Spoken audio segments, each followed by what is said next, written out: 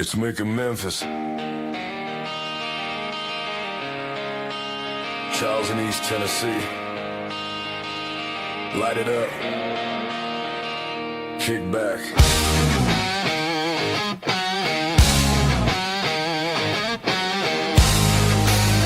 This is the Real Smoke Podcast. 2 mics, 2 chairs, same sky, different air, long ash, slow burn. Every story takes a turn. Thursdays, 8 o'clock. Let the week just unlock. From the leaf to the glass, we're talking good times that last. This is Real Smoke, Real Smoke. Turn it up, let it roll. From Memphis down the river to the Knoxville Hills, we know real people, real talk. Let the conversation flow. Every Thursday, light it, listen. Welcome to the Real Smoke Show.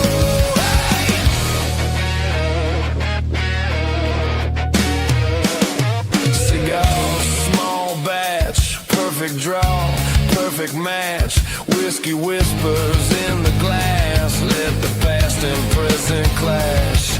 Legends, up and comers, late nights, long summers, behind the scenes, on the grind. We're getting into every side. This is Real Smoke, Real Smoke. Turn it up, let it roll.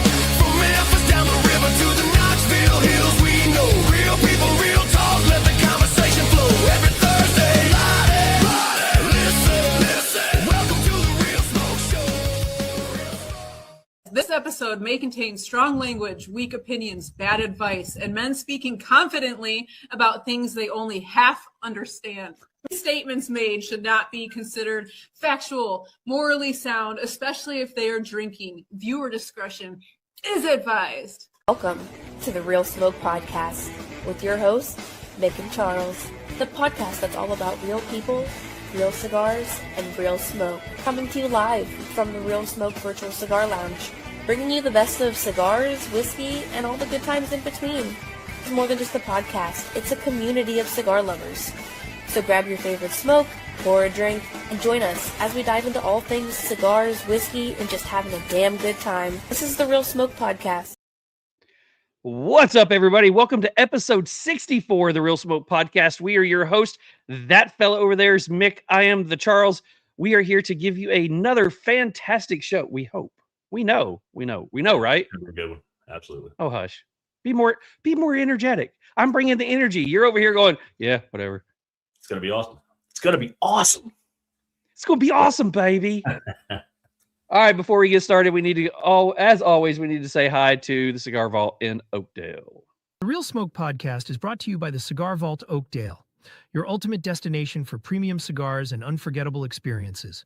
Whether you're a seasoned aficionado or just starting your cigar journey, they've got you covered. Find them on Instagram at Cigar Vault Oakdale or online at thecigarvault.com. Here's a treat for our listeners. Use promo code REALSMOKE to save 10% on your next order. Let the Cigar Vault Oakdale unlock your next great cigar.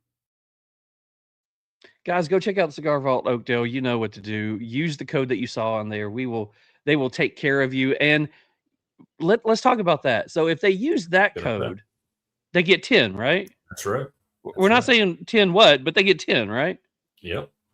But there is a way that they could get 15. There is. You want to go ahead and talk about that way? Yeah. Look at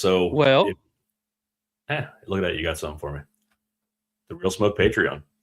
Both tier levels will now get 15 off of the Cigar Vault every time you order. If you're ordering cigars from Cigar Vault a few times a month or once a month or even once every other month, you're going to make your money back for $5. I'm not supposed to say prices. That price right there a month. You get a sticker pack, you get a shout out on Instagram, name on the show credits. Members only Discord, ask us questions, and a sneak peek at guests. So that's for that price. For this price, join the Real Smoke Inner Circle. Still get that 15. Everything from the above pack. Enter to win quarterly prize packs, ability to attend our monthly Zoom HERF, and ability to talk with and ask questions directly on our Zoom HERF. So yeah, a lot of good stuff there. To 5 more, I mean, why not? Why not go with it? It's a few bucks. So there you go. Easy way to save 15% anytime you order. So go check out our Patreon. Again, all you're doing is helping us support the show. Absolutely. Also, if you want to help us, not big time, but if you want to help us by getting like our name out there, you have another way you can do that. We do. Let's go ahead and talk about that one. Couple new shirts up there. They're all posted right now to our website. I think we've talked about pretty much all of them on the left in the past, but obviously the poppy one on the right, the fueled by caffeine, nicotine, and sarcasm. The new one that just went up tonight is our Olympic cigar smoking team, Team USA, of course, and the cigars and whiskey one at the bottom right. So yeah, I mean, there's some great ones there. There's over 35 designs, I think, now that we've come up with, mostly Charles, but a little bit me, but mostly Charles. So yeah, a lot of great I will say this. We have a guest host coming on here in just a few minutes. We actually have some shirts dedicated to our guest host on there. We do. So you can go check those out and get some of those. I hear we got big news. We did it. We did. Finally. We did. We hit that big number finally. We got a round number once again. We are no longer 80 away from 6K. We are actually 6K plus 20 some. Yeah. So in 24 hours, we picked up around 40 new subscribers and followers on there. So that's awesome. We're now looking to hit that 7K mark. If you look at people in this realm, the cigar podcast realm, those are decent numbers. It doesn't sound like decent numbers to a lot of other things. This is decent numbers. We are also 23 away from 500 on YouTube. That's where we're struggling. We're having a hard time getting those numbers. Even the people I talk to that talk to me about the show can't believe that our numbers are not as crazy as they are on Instagram. So we're constantly getting 10,000 views on a short on YouTube, but we have 477 followers, or subscribers. I'm like, just hit the damn button. I mean, come on. But yeah. So speaking of that button, make sure that you do that. Go like, subscribe, do all that fun YouTube stuff. As Josephus says, do the YouTube stuff. And help us out. Absolutely. So we do have we have more big news. More big news, yes. If you watch the intro, you saw that there's a new slide on there. We have another sponsor. We have a new segment that we're starting. The segment's going to be called Play It Forward. We'll talk about that when we get to it. But we've cut our Hotbox questions short, and we've added in this segment. So we'll go into that one. But our new sponsor for Play It Forward is Southpaw Stogies in Lebanon, Tennessee. Great guys. I'm going to give them a little shout out. I don't think I told you, Charles, but they reached out last night after they did that post. They actually beat me to posting thank you to them. They beat me. They were so excited, that they became part of the Real Smoke family. And I honestly don't even know the guy's names yet. I know it's Southpaw Stogies, but whoever I was talking to that runs their Instagram, he said, man, we are so excited. We've been wanting to do this for a while. We love what you guys do. You're growing. You're huge. We love it. And I'm like, thank you. They're thanking me for sponsoring us. It's still the weirdest thing ever to me, but man, we greatly appreciate them. And we're happy to have them be part of the family. So guys, if you are in the Middle Tennessee area, go check out Southpaw Stogies in Lebanon. Go check out their Instagram and all that. You'll be able to see that during their ad spot and where to find them and all that wonderful stuff here coming up shortly. Okay. Let's see. Anything going on? We got Cigars with Angel says, how's it going? Psalmist says, howdy y'all. What's up, Mark from the Cigars Are? Got some people jumping on here, having a good time. We do need to go over what we're smoking tonight. Okay. So tonight's cigar is brought to you by our brother over in Lebanon, Tennessee. He's the one that helped us get a connection with Southpaw Stogies. It is none other than Robert Courtner with 13 Knives. Hey boys and girls, I wanted to read you a story about the three little cutters. Once upon a time, there were three little cutters. Daddy Cutter, Mama Cutter, and Badass Bulldog Cutter.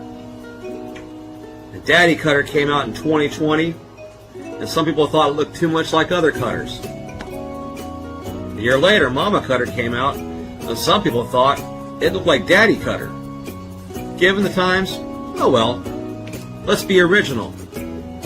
So in late 22, Badass Bulldog cutter was born. Badass Bulldog cutter is a cleaver style cutter with a bottle opener made from 1095 high carbon steel that I get right here in the US of A with US source materials. And those who have bought the Badass Bulldog cutter have lived happily ever after. So quit looking for your glass slipper and buy yourself a Bulldog cutter. All right. I like that one. That it's just some Music. All right. Tonight's cigar.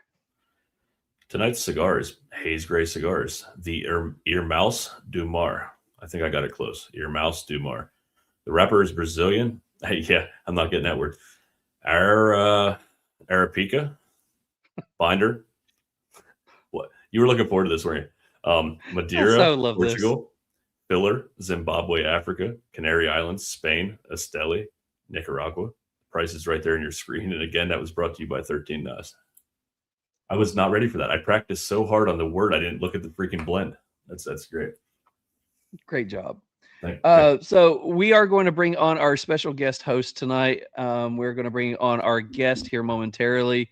Tonight, our special guest host, you'll find out unless you saw the video, then you already know. And our guest tonight is Jerry Lucey. But before that one, all of our guests tonight are brought to you by Destination Cigar Lounge. Step into the world of cigars like never before at Destination Cigar Lounge, home of the exclusive Allegory cigar brand. Whether you're kicking back at Governor's Crossing in Sevierville, Tennessee, or soaking up the rich aroma at Almost Havana in Hurricane, West Virginia, every visit is an adventure. From top-tiered cigars to expert recommendations and a laid-back atmosphere, it's the perfect place to relax, connect, and enjoy the craft. If you are looking for bold and unforgettable flavors, escape to the world of Allegory cigars. Kick back with the rich Mexican San Andres Dividend. Enjoy the smooth intrigue of the censored Sumatra, or fire up the bold and flavorful Escape Habano. For more information, you can follow them on Instagram at destination_cigars, or you can explore more by visiting them online at destinationcigarlounge.com, or take a journey to one of their 3 locations in West Virginia and Tennessee. No matter where your cigar journey takes you, every blend is an experience worth savoring. Where the road ends, the perfect smoke begins at Destination Cigar Lounge. And joining us tonight is our special guest host, the voice that you hear now also on the intro video, Miss Sin. What's up, girl? It is. Hello. How are you? Good. How are you? Good. I forget that you guys are using that, and then I'm like, oh yeah, I'm supposed to do like another version of it, and I forgot. My favorite part Did you happen to see there's an image that goes on with it now? Yeah, with my cowboy hat. my favorite part of that, I know Charles clipped it from when you said it on our pod, but is when I hear Kylie just for that split second laugh in the background. It makes me laugh every time because I knew it was clipped from the show. It's great. That's awesome. Yeah. So we have a guest coming up that you brought to our attention. Yeah. You want to let us know how this happened? Oh, can I start this though real quick? Yes, go do it. So I was saying this in the green room before we started that I actually saw a few clips from Jerry about a week before you had messaged about doing this, and the whole thing just kind of fell into place, and it was amazing because I'm like, how did that happen? So go ahead and tell your side of it, but it was amazing because I was like, this guy has a hell of a story. I'd love to have him on the podcast. And then a week later, we're talking about it. So. Yeah, so I'm kind of like a TikTok whore. Like I watch TikTok every night. That's how I go to bed. You know, I don't watch TV. I'm not a TV person. So anyway, I was just sitting there watching TikTok and his video came across and I was just like, whoa, like who is this guy? And it happened to be of this podcast that he did. And it was like so well done. The whole podcast was like really well done. And I listened to the whole thing and I'm just like, oh my God, this guy's story is crazy. And I don't remember if in that podcast he talked about cigars or what it was. I don't remember how I found out that he smoked cigars. But I was just like, oh my gosh, I got to tell them about it. I got to tell them about it and bring them on the show. So that's how that got started. Cause I couldn't believe his story. I mean, like you guys do the men's health month and it reminded me of that immediately, you know, because this guy is a survivor. Like he's been through so much and, you know, loves cigars, like this whole thing. I'm just like, this is crazy. And I know you guys go beyond just cigars. So like I had to tell you guys about it. So. Yeah. You're muted on your own show. Yeah. You know? Yeah. Tell me about it. I will let you go ahead and introduce him if you would like. His name is Jerry Lucey. What's up, sir? You are now unmiked and ready to go, unlike I was 30 seconds ago. What's up, sir? Uh-oh. Can you hear us? Hey, Jerry, can you hear us? Uh-oh. He must not see you. Hey, Jerry, can you hear us? Yo, I see. Hey, what's going on? What's All up? right, what's going It's on? good. Yeah, so Can you hear me? I can hear you. Can you hear us?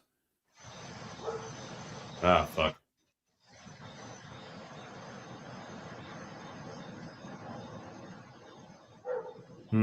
Hey, Jerry, can you hear us? Can you guys hear me? I don't hear anything. Let me see. I can hear you. Yeah, I can't hear you guys. All right, so this is a new one for us really quickly. Let's do this. Mick, if you want to go ahead and type in his phone that we are booting him and he can come back in, we will try that one here in just a second. Got it. So we will go back into this one right here. Anyways, gotta see if it's not my internet, it's your internet. If it's not your internet, it's somebody's speakers. I mean, it's always we're live. something. We're Sin live. had to say that other podcast, and it was, but she had to say how great that one was done, and we're like, here we go. All right, cool. Here we go again. She's over there bragging on this one, and we can't even keep it going. So it's awesome. So really quickly, let's go into some comments really quick. It said, Sin, just saw your buddy Rodney last weekend at Cigar Aw. Fellas. He misses you. Yeah, you know what's funny? So then he might know Rob and Tam, I'm not sure, but they're actually at our house right now. So Rob and Tam, they're my best friends. They're the ones that did my bourbon years ago. And they always come down and they'll stay here for like 2 weeks or a month. So they're actually downstairs right now with us and not in Flint, Michigan. Oh, Very wow. cool. I wonder where Yeah. I know you guys travel a lot together, but I was wondering where they lived. Yep, Flint. So the lounge he's talking about is right outside of Flint. Can you hear me? Can you We hear? can hear you. Can you hear us? Yeah. Oh man, All so right. Sin was just saying how great the other podcast you did, how everything was so well put together, and then we tried to bring you on and we can't hear you. I'm like, fucking great. That's awesome. Yeah. Yes. It's all good. So welcome, man. We're happy to have you here, and we'll kind of go around a little bit, but we were just kind of giving the backstory of how we all kind of found out about your story, and we all kind of fell in love with it, man. And like, it's I know it's crazy, just everything you've been through, man. And we that's kind of what we do here. You know, we're trying to branch out in 2026 and tell more stories of things outside of the cigar industry a little bit. I mean, somehow it always seems to tie back together, but Yeah. at the same time, we're trying to really branch out a little bit, man. And yours is one we just couldn't pass up. We're honored to have you here today, man. Thank you. I really appreciate you guys having me here, dude. It's gonna be a good time. Absolutely. All I right. need So to like we add real always quick, too. go ahead.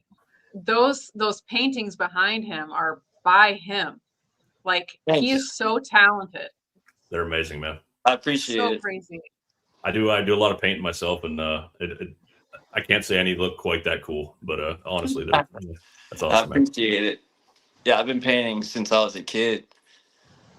Awesome. Well, I'm sure let's talk about that. into So Yep. we like to take it back. So tell us about where you grew up. What was you like as a kid? What was life like where you were at?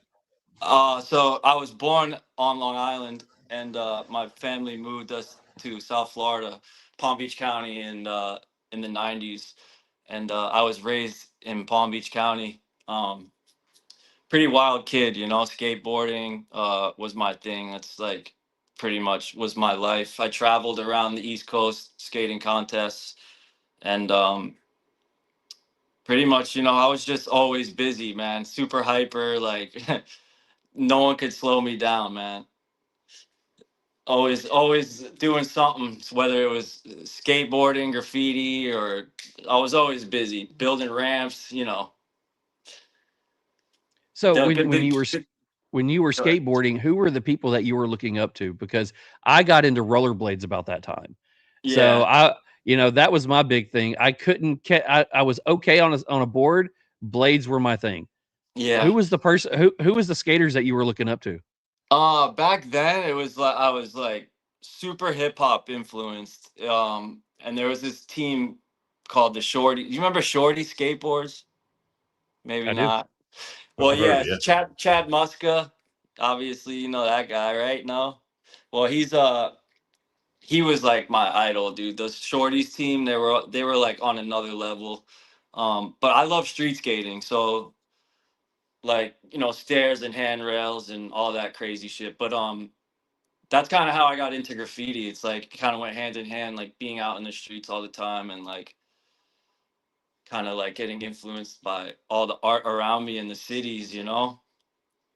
absolutely. So somebody on in the comments says it's Julie Porter says, "Hey Jerry." So I don't know if you know Julie, but she So, says, "Hey." what up? So did you play any organized sports growing up through, or was it mostly I did. skateboarding? I did. Okay. I played hockey. I was like an unbelievable hockey player as well. Not to toot my own horn, but I was top 10 pick for like the last 3 seasons I played. And then Wow. I kind of just gave it up for skating because I don't know, the team thing, I was kind of getting stubborn about having to go to practice, you know, so skating was more like a one guy thing. I didn't have to worry about anybody else, you know what I mean? Schedule and timing and somebody else Yeah, telling you how to do it. Yeah. Yeah. exactly. I could focus on what I wanted to get done, how I wanted to do it, and pretty much took off from there. Man, I feel that. I played soccer pretty much my whole growing up, man. But by the time I got into high school, I was like, man, I just don't like this organized sport thing. And I found girls and drinking and stuff like that. So I was like, I yeah, was I gonna just don't say like that. this anymore. I'm good, man. I'm gonna do my own thing. Yeah, But yeah, I feel you on that 100%. yeah. So from school, I guess you moved down to Florida, and then obviously skateboarding, played some hockey, what have you. Where did you go from there, man? Anything else like interesting from your childhood that you want to share with us? I mean, I was just always very active. Like a lot of it, like everything I did was outside. You know what I mean? And like I kicked my own ass to say the least. And I feel like that is the reason why I have so much resilience towards what happened to me later on in life. And I say that all the time. Like I feel like this, like the way that I skateboarded really set me up to survive this accident, if that makes any sense. It does. I do want to preference kind of what this show is going to be about tonight. The title of our show says it all about you, and I actually ran this by you the first time we talked.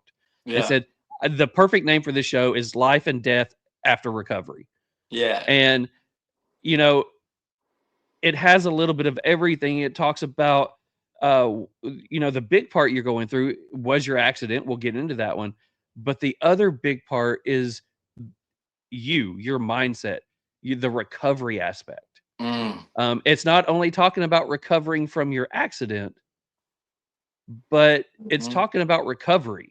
And from hearing stories, I guess the big part started pretty much when you were in school. Yeah. You started down a path that is a lot different than how you feel now. So Scared me a little. I scared myself a little bit. let's go ahead and let's talk about your school days and that path. I mean, Yeah. you had to put yourself in recovery. Yeah. So in elementary school, because of the way I was very hyper. Like I said, I didn't walk anywhere. I ran everywhere. Like I couldn't keep my mouth shut in class. In elementary school, they, back in those days, Adderall was like the thing, like the parents just put all their kids on Adderall. And by the time I got into high school, I was so done with that stuff, man. I was like, I don't like it. So because I knew what it was like. I didn't know that I was taking essentially meth, because that's what it is. I didn't know, but I knew it made me feel like shit. It just, when I realized that I didn't want to do it anymore, and I found cannabis or pot, I started trading my Adderall for that. And I believe that because of being prescribed that at such a young age, it kind of led me on a path of drugs. And the town that I grew up in was so it's Palm Beach County. There's a really rich area, and then there's really, really poor areas. I'm the type of guy that could mingle with both, so I found myself getting into hard drugs and selling drugs, and Well, let's kind of go into that one, because the area and the time that you were living in was actually a big time for narcotics in that Yeah. area. Yes, There big was a time. group of brothers, I believe it was, that was, they were what was bringing everything on the scene. Yeah, I Let's went to school with those guys. Okay. So Yeah. let's talk about, your progression of it. You were on Adderall. My brother was put on Adderall in the 90s. Yep. And we saw that it wasn't good for him either, and we had to take him off of it. Yeah. But you went from Adderall to cannabis to where did that path lead you? Well, from there, from smoking herb, I got introduced to ecstasy, and because I had so many connections in this wealthy area, I ended up getting a hold of, it sounds crazy, but getting a hold of a mansion, pretty much, of a widow, or not a widow, a woman who just recently got divorced, and she was a drug addict. So she ended up inheriting this mansion, and I was 15 years old, and I had an ecstasy connection back then. So I would go to her mansion. I would make flyers, put them all out, throw a rave back then, and I would just peddle ecstasy at that mansion pretty much every weekend.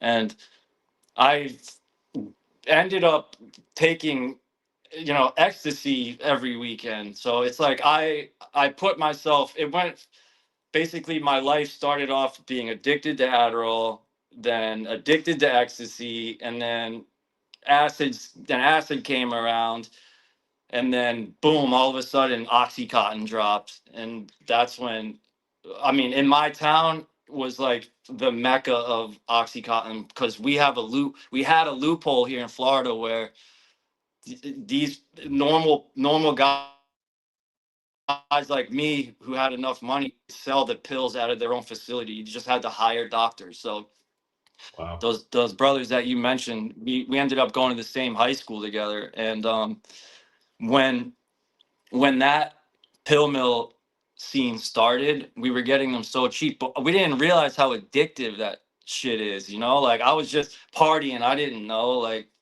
so the first time I did an Oxycontin, I sniffed 160, which is like the highest milligram you could get. Wow. Yeah, and I ended up instantly getting addicted to it, like not physically, but I was like, I wanted to do a little bit of an oxy before I smoked, and then it turned into like, holy shit, now I get sick if I don't have it. And I'm talking, I was only 17 years old, man. I was just a baby. My daughter's 17 right now, so I couldn't even imagine like seeing her down that path. Before we get too far removed from it, I wanted to ask you, how old did you say when you were doing the mansion thing, when you were selling ecstasy? It started off at 14. I met the lady at Jesus, 14. money. Her That's daughter a was lot 12. That's a lot of, I don't want to say responsibility. It's probably not the right word, but man, that's a lot to hold over yourself when you're kind of organizing the whole thing and Yeah. being that guy at that party. For somebody that age, I can't even imagine wrapping my head around all that, man. I'm a very like outgoing guy. Fuck, everywhere I go, I communicate with people. I love meeting people. I'm still the same way. So it wasn't hard for me, you know, like that's, and I always like everywhere I went, I always met new connections. Like, so I just always was networking, but not in a good way at that time, you know, like I should So have we been. But, you know, I was young. I was just a little boy. Like I didn't know, you know.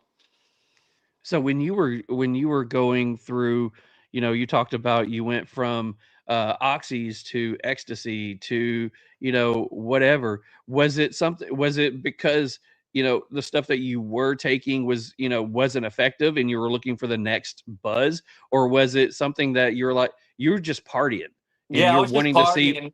wanting to see what's new? Yeah, I was just experimenting, you know, and like I would do a drug, scare myself with it, and then not do it anymore, and then find myself moving on to the next one subconsciously. Okay, let's talk about you said that a couple of times now. You would do something until it scared you. So Yeah. give me some like with any of the different ones, give us some idea of what would happen to make you go, "Okay, I'm done with this one, but I guess I'll go to this one." Yeah. Well, it was like at that time, I mean, actually the next day was so like horrible feeling. So I would experience that hangovers like so many times to the point where I felt my brain like getting dumber. Like I can't even explain it. Like I was lacking in my skating. I wasn't painting as much anymore. Oh, if I even was, you know, I just started. All I wanted to do was get high, hang out with girls, party in this mansion, and then it got to the point where I owed so much money, and like I don't know, I just got to the point where I'm like, holy shit, this actually is getting a little too big for me, you know, and then I would slow down and do a little bit better, but I was always down to try stuff, so that's what would happen. The next thing would come, you know. So when was the crash? When was that point to where how old were you when it happened? What was that point to where you're like, I've got to do something?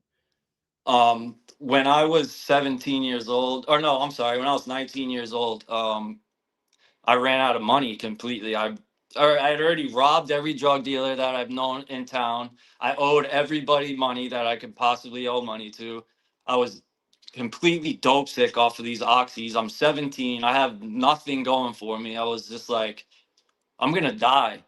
Like I'm gonna die if I don't change. And I woke up one day and I was sick and tired of living like that, man. So I knew if I called my father, he's a straight up guy. If I told him, he would drag me by my throat and get me where I needed to be. So I knew once I told him, no matter what happens after that, he's gonna make sure I'm okay. So he came and picked me up, man, and they brought me to a psychiatric hospital where I had to detox off of Oxycontin. Um, and I was only 19 years old at that time. It was horrible, man. I was in there with actually like psycho people, man, like people that were mentally ill, you know, and I wasn't. I was just trying to get off of this disgusting drug. So And it worked. tell me about that phone call. You had to one of the me, having to call my dad when I was that age. Yeah, One, I would be terrified, I and was. two, I would be terrified. I mean, I'm still because terrified to call my dad, and he's like 90 Yeah. years old, and I'm 47. So yeah, so tell us about that phone call. How did that happen, and what It- happened? Nothing could scare me more than my lifestyle at that point. I knew I was gonna die, bro. Yeah, I was either gonna die or I was going to prison. There was no ifs, ands, or buts about it. I was driving around with pills, dope. Everything was illegal in my life. Nothing was going good. I had no job. I walked around with wads of cash. It was a horrible lifestyle. So yeah, I was scared. I was scared to tell my dad, but I knew if growing up, he always told me like, look, man, if you just tell me, I'm not gonna judge you. And I like held on to that real hard. So I just called him and I was like, listen, bud, I know you're at work and it's gonna be tough for you to hear, but like I'm addicted to fucking pills, you know? And he didn't really know the extent of it because oxys were really just coming out at that time, you know? I got addicted to them the first 2 years that they even came out. So when I told him about it, he was like, okay. And like I explained to him, like, look, man, the pills I'm taking are like stronger than heroin. Like, I need help. I can't do this on my own. I'm getting sick. So he picked me up, man, and took me to the emergency room. And the lady in the ER was like, he has to go to Fair Oaks, it's called. And they took me to Fair Oaks, and then I stayed there for 10 days while I detoxed, man. And when I got home, I never touched an Oxycontin again until I came out of my coma. So tell us about those 10 days. As somebody that was, I think you said 19, Yep. going into a place like that, when you're in there with, people who are really mentally disturbed, as you said, tell us Yep. about those 10 days. It was a learning experience, I tell you that. I'd never seen a schizophrenic in my life in person, you know, like I've seen like TV shows and whatnot, but walking into this place, it was full of schizophrenics and bipolar. And I'll give you an example. There was a woman there, elderly. She walked around with socks on her hands, like everywhere she went, and playing sock puppets, wouldn't touch anything. Like, and there was another kid. I would look totally normal. He would hold the conversation, then all of a sudden he would just fall off the rails, start screaming. They'd have to pin him down. And I'm just there for drugs. Like, I didn't have a mental disorder, but in order to detox you, they consider it a mental thing. So they put you in there. I mean, they had they painted windows on the wall. That's Wow. real shit. So I was going to ask you too, like, so you get done with detox, you come back to try to start establishing life again. Like, how does that process work after you've been so deep down that rabbit hole for so long? Like, how does that work? Because like obviously there's people probably either looking to buy from you or party with you or whatever. Like, how do you move on from that? And how does that all fall together for you? Well, so I was 19, not even 7-8 months later, my wife told me she was pregnant. So it all kind of fell into place. Once I knew I was going to become a father is when I really was like, all right, I have to, it's not about me anymore. I mean, if you guys are parents, you understand. So it's like, Yes. I had to just totally just let go. And I married, I asked her to marry me. We had our first daughter at 20 years old, or 21, my first daughter. So, and that kept me on a straight and narrow. I mean, I had my drinking but I was totally off of all the pain medication,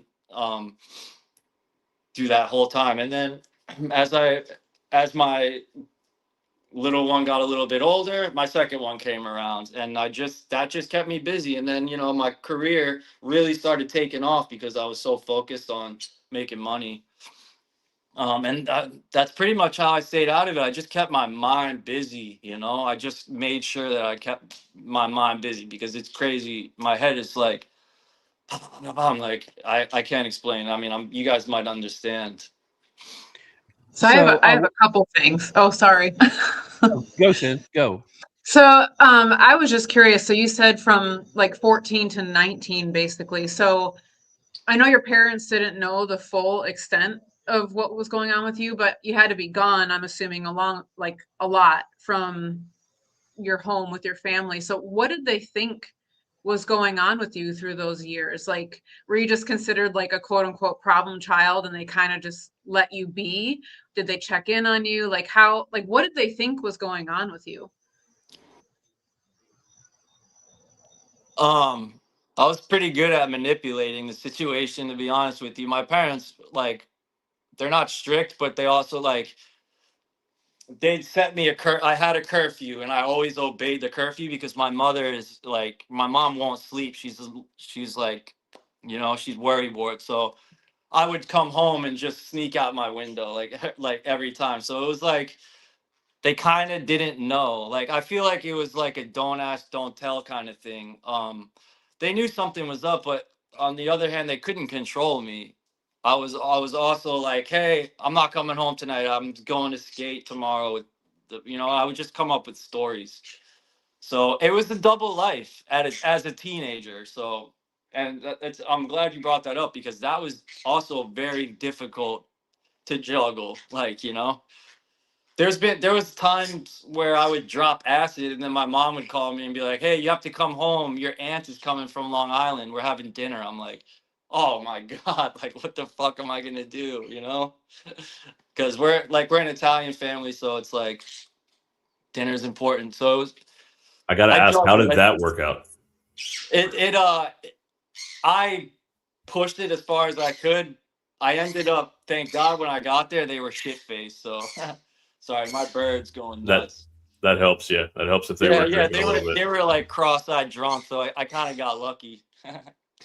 So my other thing was I used to run a boys' home for 4 years, and it was 12-year-olds to 17-year-olds. They were court ordered to live in the home that I ran, and it always blew my mind that when they turned 18, they're just released into the wild. And they by law you're considered an adult. But now that I have my own kids, like I have a daughter that's 18, and I look at her and I'm like, how can these 18-year-olds be put in facilities with adults and elderly who have, like you said, schizophrenia and all these crazy things? Like, I can't imagine putting an 18-year-old in a situation with grown adults with like life behind them. And I kind of wish that would change a little bit. Like, I can't imagine your fear for one, but also your parents, like, just finding out this information and then having to watch you go through that. Like, that's not fun. And I feel like that's where the system is broken. Like, you shouldn't have to be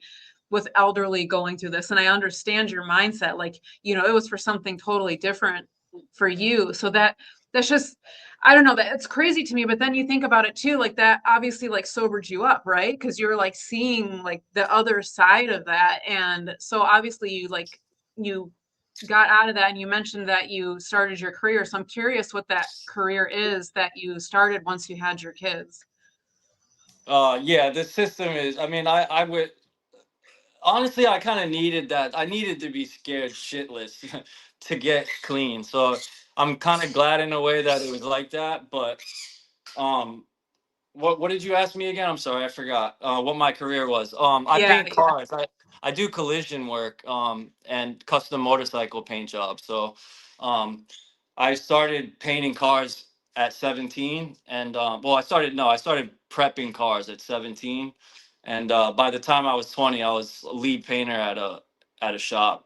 So without college experience or anything, it was just like, blood, sweat, and tears, going to work every day, learning from the OGs of the game that aren't really teaching as anymore. I mean, a lot of those guys are gone. My generation got lucky. We got like the last of like the tough guys who didn't have like TikTok and internet to teach them how to do anything. But yeah, I painted cars and bikes.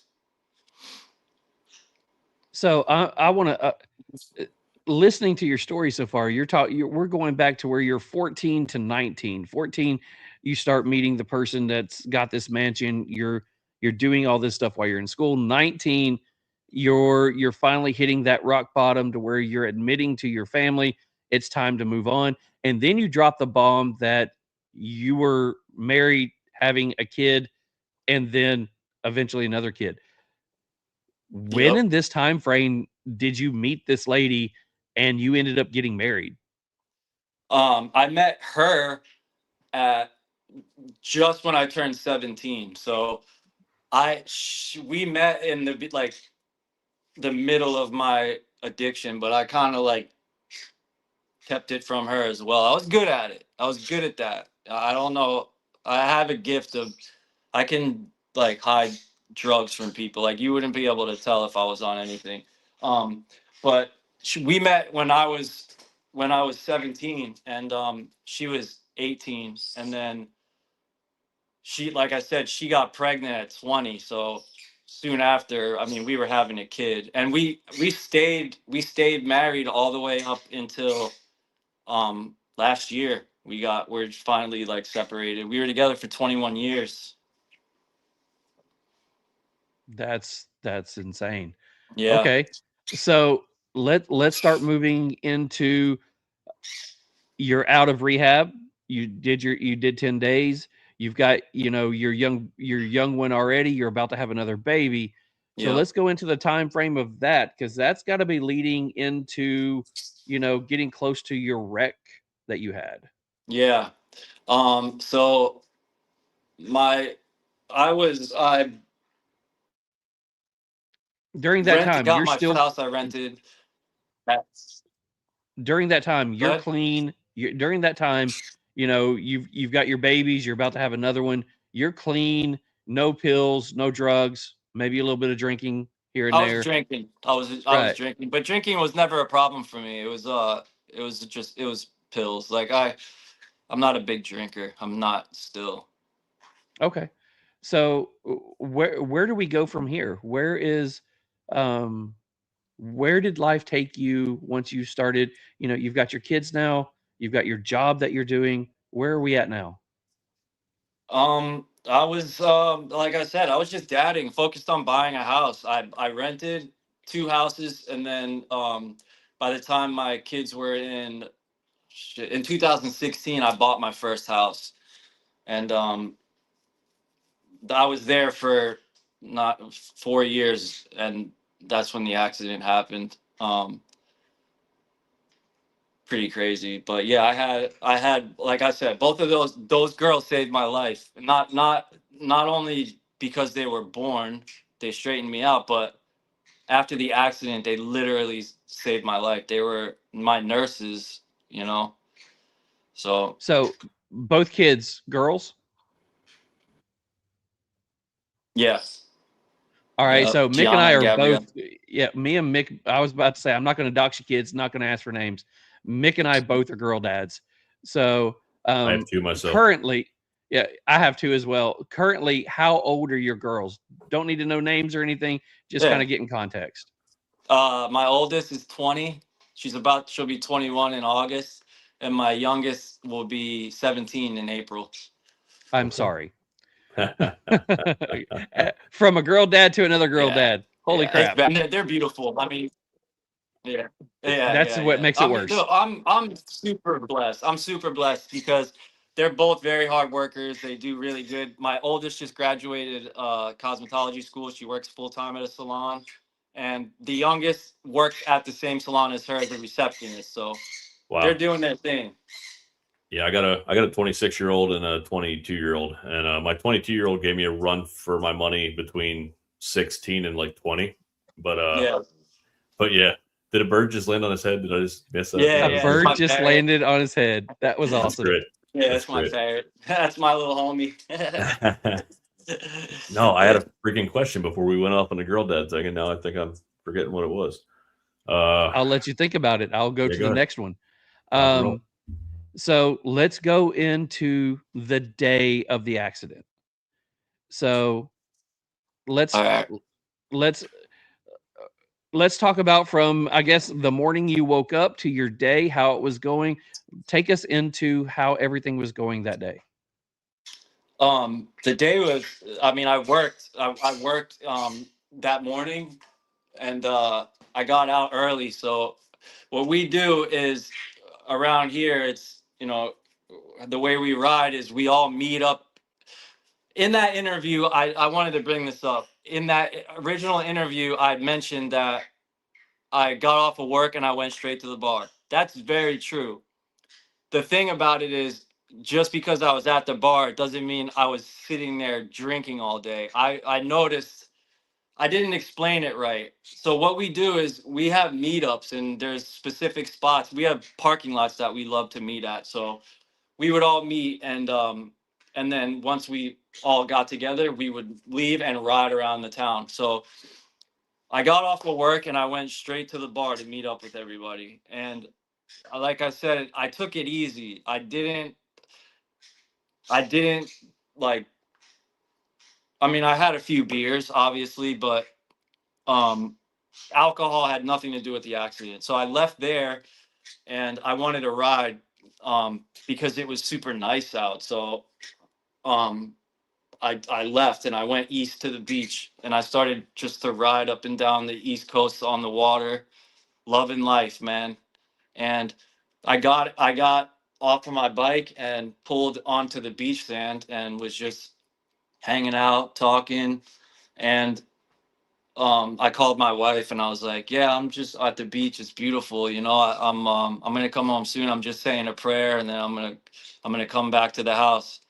And honestly, that's all I remember. Like I didn't even remember that until she told me, but I left the beach and I left a red light and the lady pulled out and she made a left turn in front of me, but she thought, first she said my headlight was out, which is a lie. And she saw me and then just stopped. And when I hit her, my fender came up like that and I flew across that point and it cut my heel off and then just sliced me all the way up my body. Pretty much just like cut me open, like just basically one long cut from my heel all the way up to here. That's absolutely insane. And we keep mentioning this podcast, and I do want to shout them out because it is the where we started watching, getting to learn about you. Bro, And that's what I thought was my question. That's what I wanted to bring up. But go ahead, sir. The Rise Above podcast with Kevin Lanning. Guys, he does a lot of good work. If you want to watch, that episode, go check that out. But it's the Rise Above podcast with Kevin Lanning. Yeah, he's a great guy too, man. He's been through hell and back too, man. So yeah, he does some really great work, man. That's what I was actually going to bring up before we get talking about our daughters. I really, like I said, man, I enjoyed that show. I've been seeing the clips from the show, but man, he does a great job, really. Yeah, bringing the guests out of their shell and really telling their story. So it's what we strive to be every week, man. So definitely a shout out to him. But I'm sorry. Go ahead. We're doing a part 2 soon. I'm excited. I'm gonna sign up for it probably next week. We'll be there, man. Awesome. Hell yeah. All right, so I guess it's hard for you to know what happened. I mean, you ended up hitting the car. When did you find out what happened? 4 what weeks was later. you told? Okay. I came out of a coma and they told me, but I had a trach. I had a trach down my throat. I had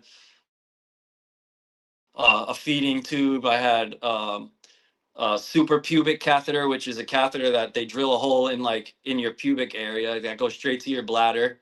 And then I had one in my wiener. And then I had 2 tubes in my back, one in each kidney. I had like a JP drain. So I had like 11 tubes in my body. And they were right away, they didn't want me to start ripping shit out. So I remember there's actually a video on my TikTok of me waking up, but they asked me to stick out my tongue and everything to see how my motor skills were. I remember it, but they're like, you were in a motorcycle accident. You've been in a coma for 3.5 weeks. So I'm just like trying to process it all. It's like, I knew something was wrong. When I was in the coma, I knew something was wrong. I could tell. I could tell I didn't know I was in a coma, but I knew something was seriously wrong. So I remember from the other interview, and I'd like you to tell it to our guests as well. I remember at first they told your family you probably weren't going to make it. Yeah. And then it went to maybe he will, but he's, so there's a lot to that. If you could fill everybody in on that a little bit. Yeah. So I was given a 5% chance to live 72 hours. So they basically called my family and friends and were like, come here, say goodbye, or, just be there for him. So, I mean, they're thinking, 5% chance is low, I had a birthday, which is you pretty much die, you bleed out instantly. But what happened was my pelvis shattered, pierced my aorta, and then the blood was flowing out of the hole, but a clot clogged the hole. So it stopped the blood from my heart from bleeding out, which basically saved my life. But I forgot where I was going with that. I always do this every time. So you're laying in the hospital and they're just finding out what's going on with you. Yeah. Oh, And they found the leak. that leak, that blood clot that was helping, but the leak that was hurting, they ended up having to go find people to give blood, didn't they? Yeah. Yeah. So they found out that's where I was gonna say. They found out that the hole had clogged itself. They well, no, yeah, they found out the hole clogged itself, and they were running out of blood at the hospital to give me. And they were like, if we don't have enough blood, we're not going to be able to save him, because we have to make sure there's blood in his body to have enough time to stitch up the hole in my aorta. So one of my best friends posted something on Facebook about needing blood, and it went viral, and there was a line wrapped around the blood drive.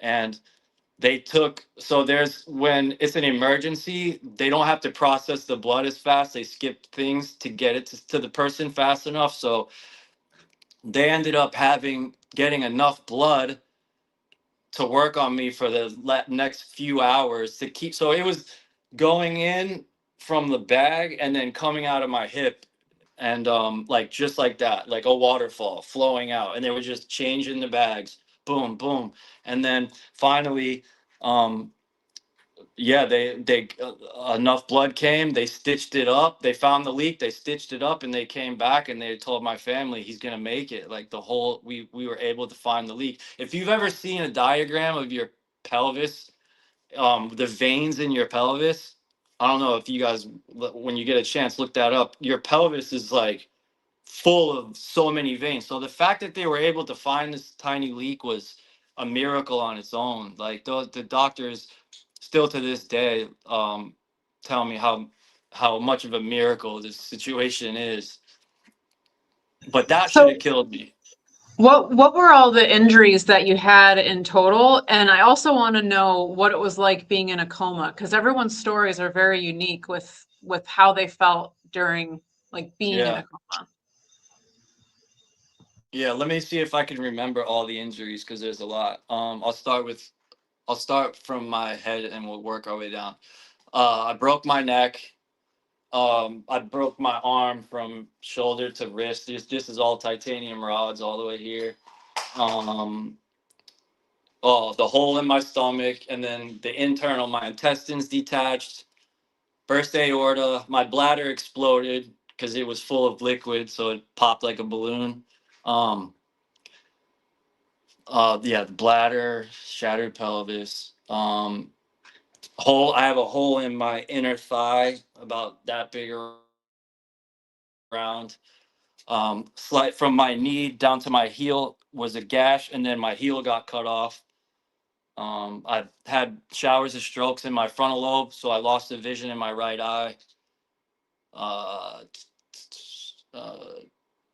If I can think of any more, I'll mention them. They chipped my tooth trying to intubate me because they were rushing to get the tube down my throat fast enough. One of them's a knee, correct? Or there's something with your knee or your pelvis? Well, that was a man. I had to get my hip. I ended up going sepsis. I almost died a few years after all of this. My hip ended up getting an infection. They had to amputate the ball of my femur off. So my leg was just like not in the socket. It was just like floating around. So I just had the surgery. They drilled a hole in the top of my femur and hammered a rod down into my femur like that deep, and then mounted a ball on the top of that, and then mounted a socket to my pelvis. They 3D printed these parts, mounted it to my pelvis, and then the ball goes inside that. So I pretty much have a titanium hip right now. So when I had that surgery done, I woke up out of the coma. This was Thanksgiving. I woke up, I'm not out of the coma, out of the anesthesia. And he's like, the hip surgery went phenomenal, but you have to have knee surgery and we're going to do it next week. So I was like, holy shit. So I went from thinking I was going to go home with just a hip replacement to now I need a total knee replacement. So I did I've had 72 surgeries in 5 years. The last 2 that I had were back to back hip replacement, total hip replacement, which is called a level 4 hip replacement, and then a total knee replacement. So now this whole left leg is pretty much titanium. So one of the things that's in our title, it says life after death. Mm-hmm. One of the things that I picked up was that you actually flatlined quite a few Yes, sir. times. Yes, sir. So how many times did you flatline before they were able to stabilize you? What I was told was when the first 2 officers that showed up on the scene, I had no pulse. So they checked my pulse. I had nothing. They let me be. The third officer who saved my life came up randomly and checked, and he found the fake pulse. So he did CPR. So what I was told is I died on the scene, and then I flatlined in the ambulance, and then I flatlined during surgery when all my blood was coming out. But Sin, the coma was crazy. I had horrible nightmares, and it's like when I say nightmares, it's not like, oh, I had a bad dream. I mean like realistic, horrible nightmares of being strapped. Like one of them was I was strapped to the bed and there was a full-on gun battle going on and I couldn't go and everybody was running and ducking and hiding and I was just like watching bullets whiz by my head, like shit like that. And I could tell I was sleeping. I didn't know. I didn't realize it was that long, but I could tell I was sleeping for way too long. So yeah, that was the tough spot. But yeah, I flatlined, and I did have a near-death experience, which is something that I didn't go into during the other podcast, but I'm willing to talk about it right now if you guys want to. Let's talk about it. Let's go. So I don't. It was very brief. So comparing the comas to being dead was, I could tell. So I knew. So something happened to me, and I knew that was real, but I didn't know why it happened, and I'll get into that in a second. But when I woke up, I was like, "Holy shit!" They told me that I got in the accident. And I was like, "That's what happened. I died."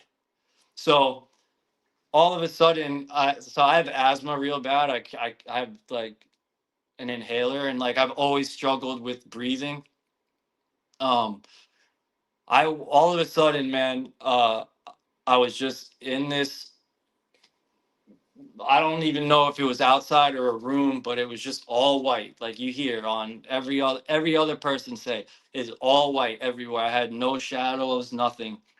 I could breathe so good. I was like, holy shit, like the air is like so crisp. Like I just remember feeling like, whoa, I've never been able to breathe like this.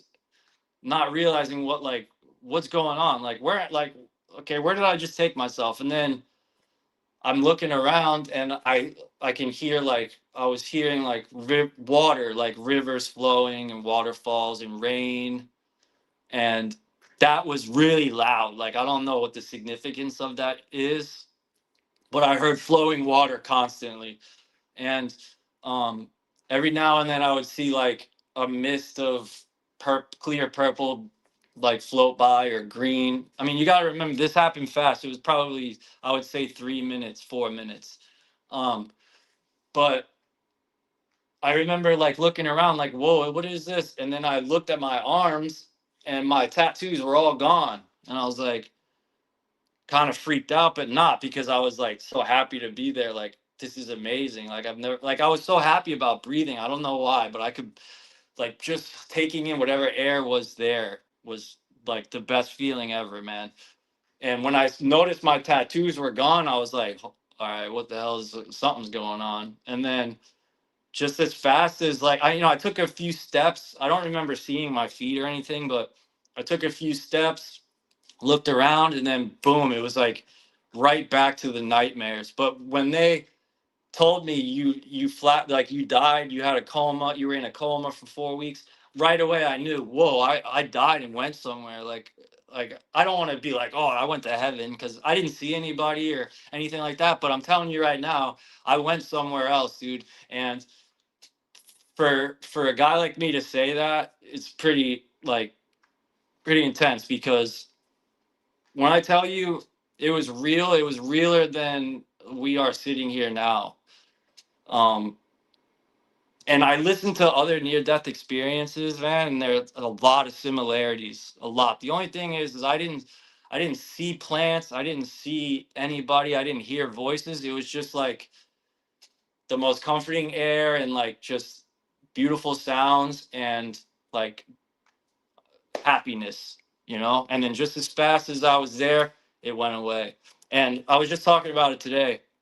If I didn't have that experience, I don't think I would have gotten myself this far in my journey, because it's almost like, wow, to get that experience, it's like, I know like anything I do is going to work out, because why would I go there and then come back just to struggle again, you know? And with that mentality, it literally got me where I'm at. Like I've never once had a doubt in my mind about anything that I've done. You could ask anyone, bro. Like if they were telling me I'll never walk again, I'm gonna walk again. I just got the parts installed. I wasn't supposed to have these parts installed at all. I was supposed to have catheter for the rest of my life. And with that, I wasn't able to reverse the colostomy bag that I had, because it could cause infection. So, and also with the colostomy bag, they weren't able to replace my hip, because that would cause infection. So basically the doctors were like, you need to just be thankful you're alive. And I wouldn't accept that, bro. Oh, yeah. Because why would they put me, why would whatever happened to me, why would I go to this beautiful place, come here, and then just for it to be shit? Like I've always known that I'm going to be all right. So I hold on to that experience a lot. And I'm not And ashamed to talk about it. it's the most cliche thing in the world, but man, it wasn't your time. And No, it wasn't. and honestly, your fucking will to actually survive and move forward, and actually, you know, dude, it's fucking inspiring, man. Like it is awesome to hear. Like you found a way to push through on everything. You're like, nope, not accepting that answer. I'm going to keep pushing, man. So yeah. Honestly, that's amazing. And yeah, that's just a great story. I appreciate that, man. Thank you. So yeah, it's been like since the time I woke up out of the coma to now has been not only hard for me, but it's been impossible, like my poor family and like everybody else. But I've never witnessed anybody go through anything like this myself. So it's like, it's almost like surreal. Like sometimes I look in the mirror and I'm like, holy shit. Like, wow, dude, this is wild. So now that I got the hip installed and my knee done, there's nothing stopping me, man. Like the reason why I was stuck in this wheelchair for life is because I had no hip. But now I got my hip installed. Well, that wasn't supposed to happen. And I was told by multiple doctors. I went to a specialist in University of Miami, urologist, who basically told me they'll never be able to take the tube out of my bladder. And I basically told him, fuck you, dude. You know, he gave me like a plug. So what it was a tube that went into my stomach, into my bladder, and they had to change that tube once a month. So that's gnarly as fuck, dude. So I had to get that tube taken out. He told me there's no way. He gave me a plug. I said, is there anything I can do? He's like, hands me this little plug about this big, dude. I stuck that plug in the end of my tube and didn't connect it to a bag. Because what it is, there's a tube that comes out of my body, and that tube connects to a urine bag, and then it would just flow into the bag. I wouldn't feel peeing at all. It would just fall in there. So I went home, bro, and I stuck the cork in that tube right here, didn't put a bag in, and I just waited, dude. and I took the pain.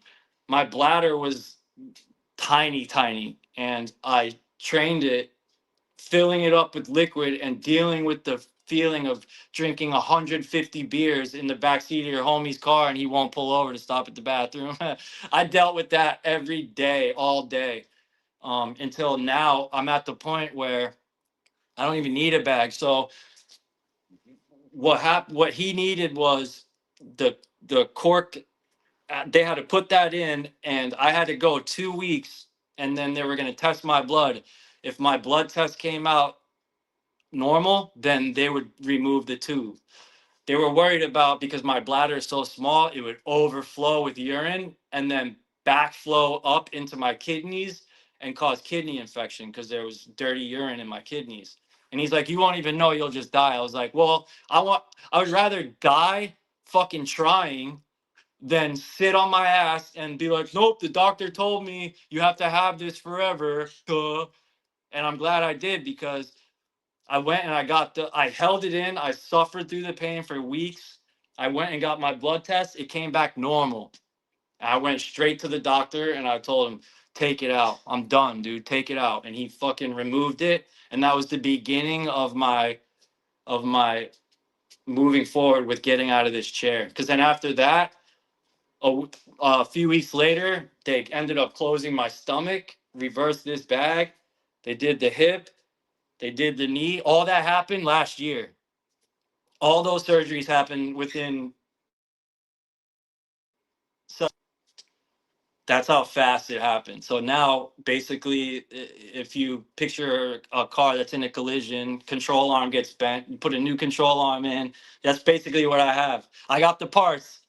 It's now up to me to start training my body to get my ass back on my feet, you know? But I still have to, I'm probably going to end up amputating my left foot. That's probably going to be my last procedure. So I will say that, the other part of what we called this was recovery. So your first recovery was, getting yourself put in to clear addiction. The next was recovering from this insane incident that, this accident through with this person. Yep. But then it led you into another form of you've got to recover. So I can't imagine somebody who's coming off of, you're clean from pills. Yep. But when you get in an accident like this, what's the first thing they're going to give you? More Dilaudid. pills. I was on Dilaudid. IV. IV drip. So every time I have a surgery, I got to kick that shit. Watching somebody, my mom, in her last few months before she passed, it was Dilaudid, morphine, and fentanyl. Yep. They had her on all three of those at the same time. Yeah, that was my life for 4 years, man. She was with that for almost 2 months before she passed. And it got so bad that she was taking time in a notebook of when she could push the pump again to get it to inject her.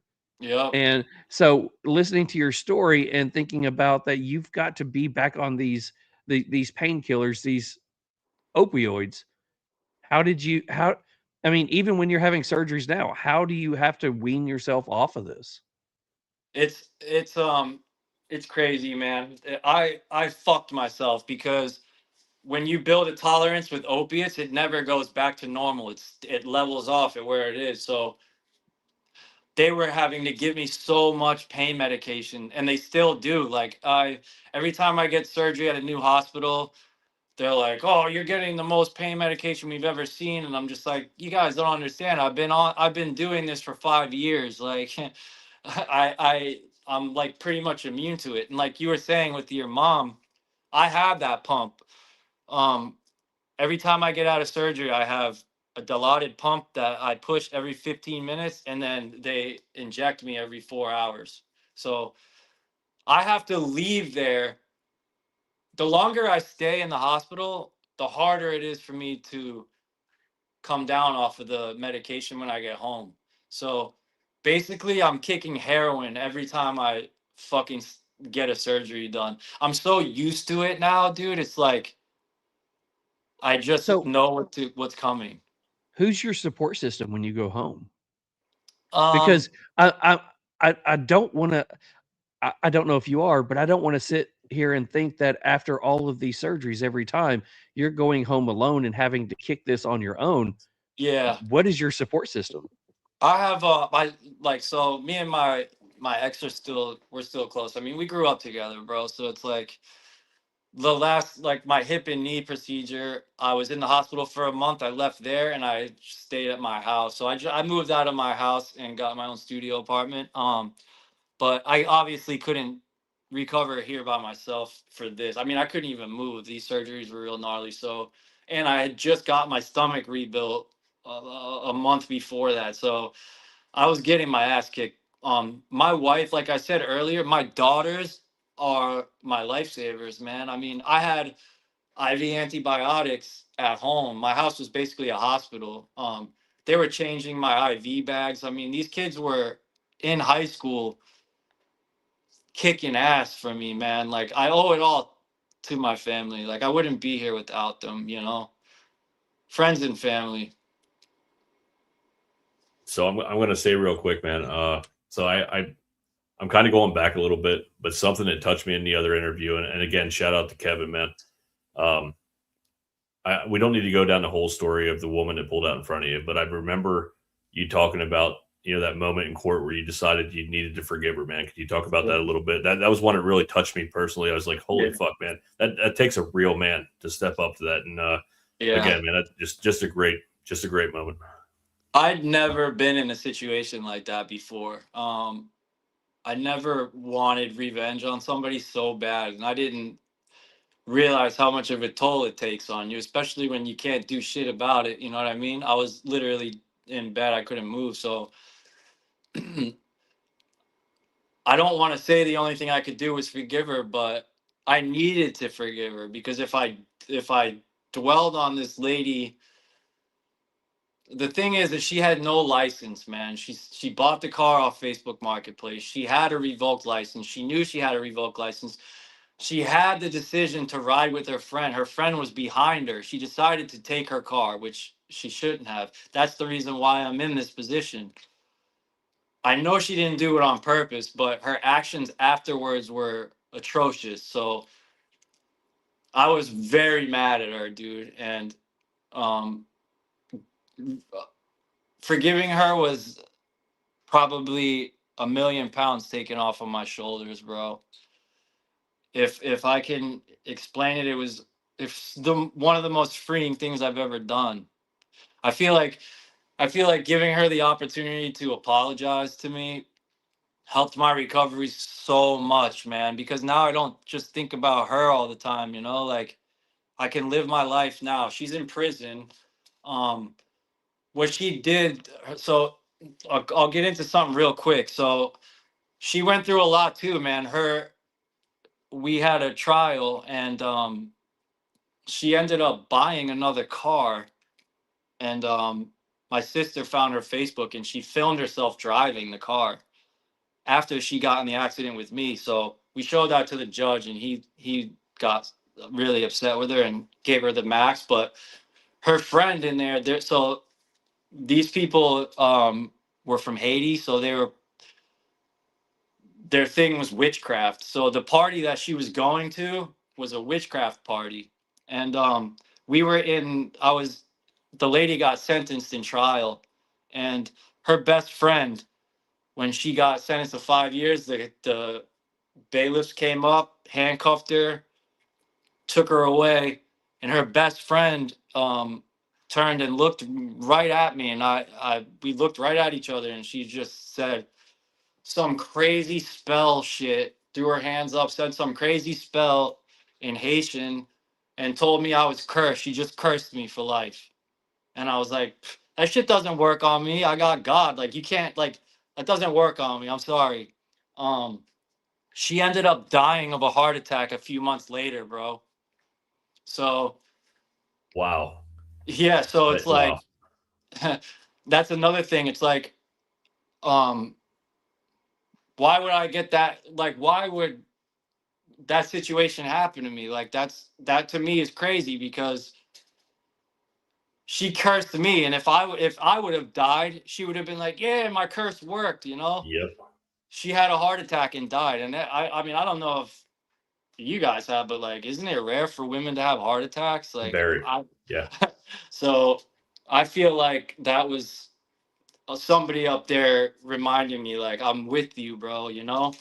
So you don't need to go deep into this, but this is just a little side note I'd like to throw in. So we don't typically talk religion, politics on this show, but like, I know in the other podcasts you've mentioned God a few times, and here you've mentioned God a few times, and I have my own beliefs as well. I was brought up in a very religious household. But when did God become a part of your life, or whoever you believe in become a part of your life? Was it after the accident, or was it prior to? Well, you know, prior to having my kids, you know, going through what I went through. The kids will always do it, bro. And like getting my kids at the time, and like falling in love with them, and just knowing, like, I don't know, I've always been a little bit like, I'm not like I have a thing where, you know, the Bible kind of messes with me a little bit. I sometimes think it was made for control. That's whatever, but I understand that Jesus Christ and all that. So I'm pretty religious. After the accident, it skyrocketed, because now how am I supposed to deny anything? Like granted, yeah, I didn't see anybody. Nobody told me anything, but I definitely was somewhere else.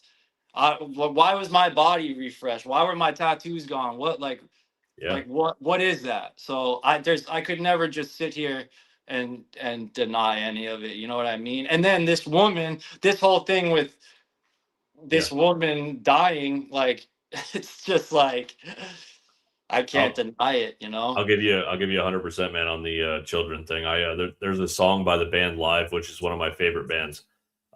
There's a song called Heaven, and it says, "I looked at my daughters and I believe." That's all I need to know. You know what I mean? Like, the moment you see them, you're like, okay, I'm good. Yep. This is what life's all about, dude. I bawled my eyes out when both of my kids were born. So we've gone from hospital to, I guess, the surgeries you've gone through in the last year. Let's talk about now. Yeah. When you go through all of your, what's your bird's name? Trooper. Welcome to the show, Trooper. I wish you could talk. I would love to know all about what's going on. Yeah. So Trooper's hanging out with us. Anyways, so you go through your Instagram, and I will say I could scroll your Instagram for days. All the graffiti art, the art that's behind you, looking at all of that.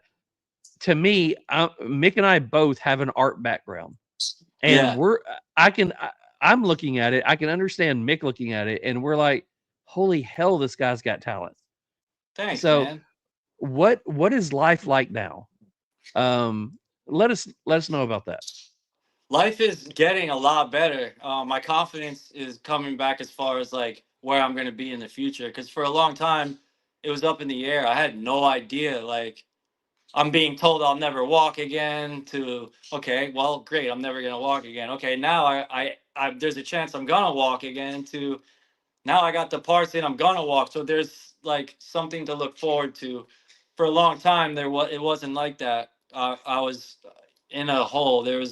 I went some months sitting in a dark room, you know, very depressed, because I lost everything, man. I was just very athletic. I mean, I went from skateboarding religiously to I can't even stand up on my own. Like, that was a tough pill to swallow, man.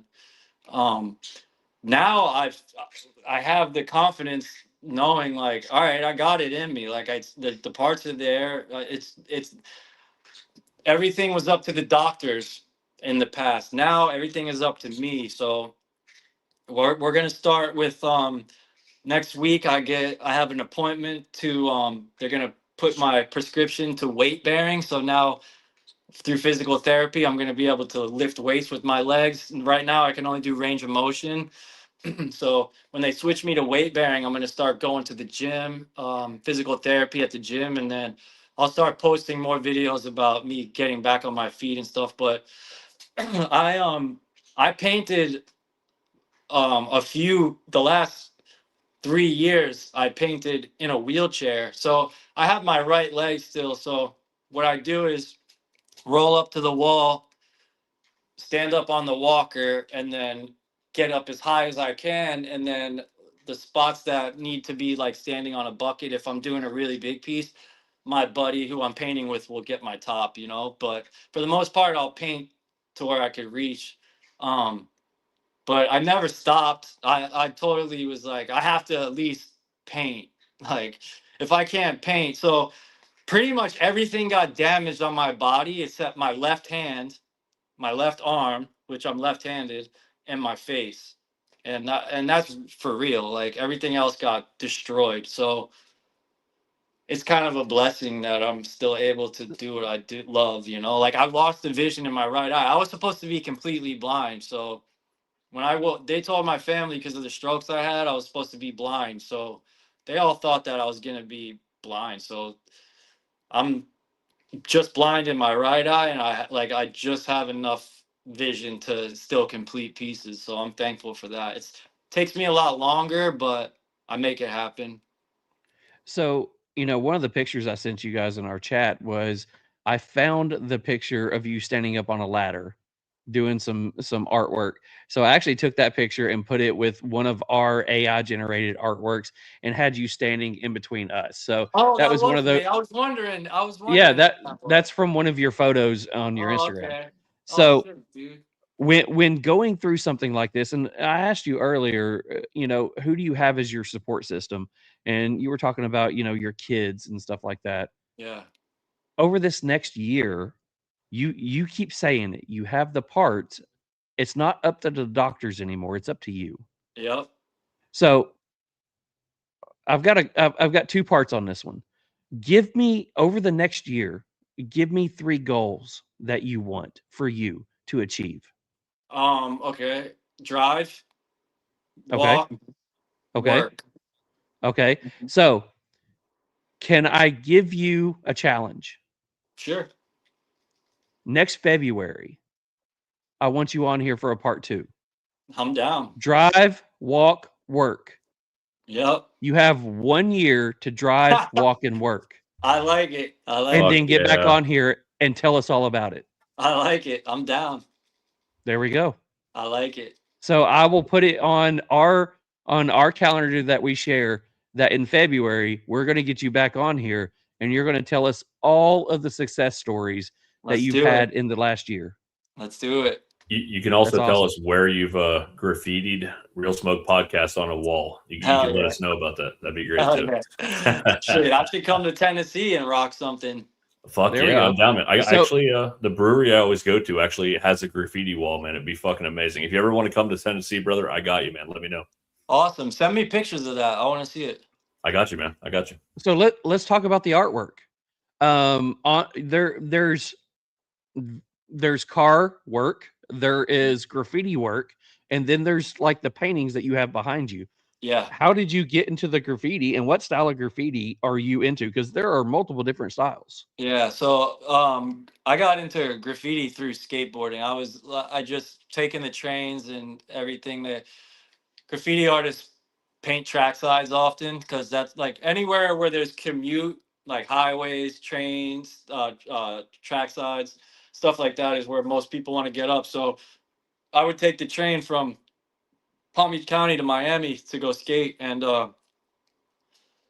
seeing all the obviously amazing graffiti in Miami. I think Miami has some of the best graffiti writers in the world, but seeing something about the illegal part of it, and you're not allowed to do it, but the how'd he do it, when did he do it, like that just whole mystery of it intrigued the shit out of me. So in the beginning I was heavy what they call a bomber, which is like, doing a shit ton of illegal shit, which you kind of have to do in order to get recognized.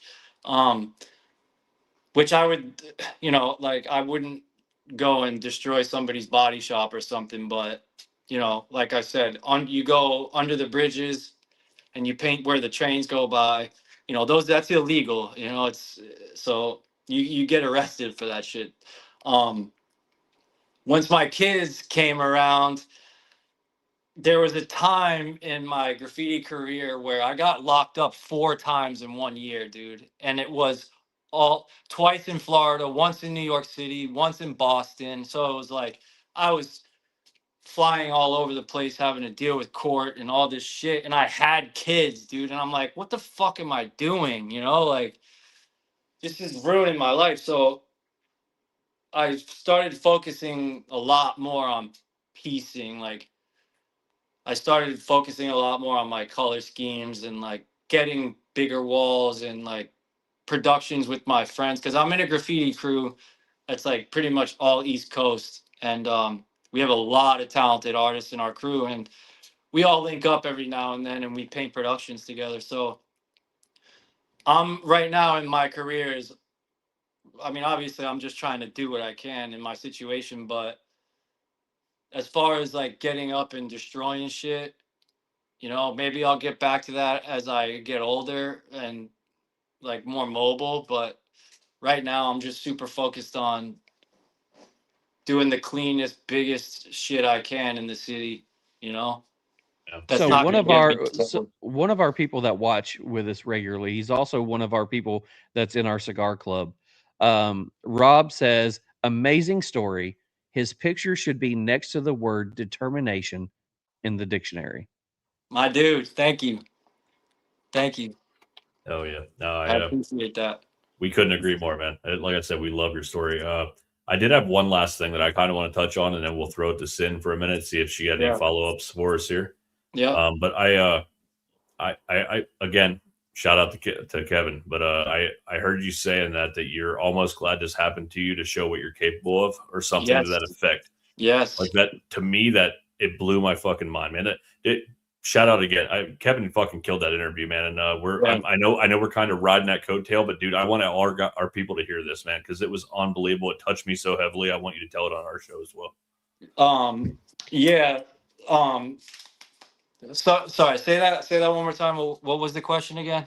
So you had said on the other interview that Oh yeah, I wouldn't take it back. Yeah. Yeah. So I did a lot of soul searching and thinking, and it's like I thought about like, damn, if I could just go back to that day, I would never have got on my bike. But then I'm also like, but shit, if I didn't get in this accident, I wouldn't know this, or I wouldn't have this mindset, or I wouldn't know.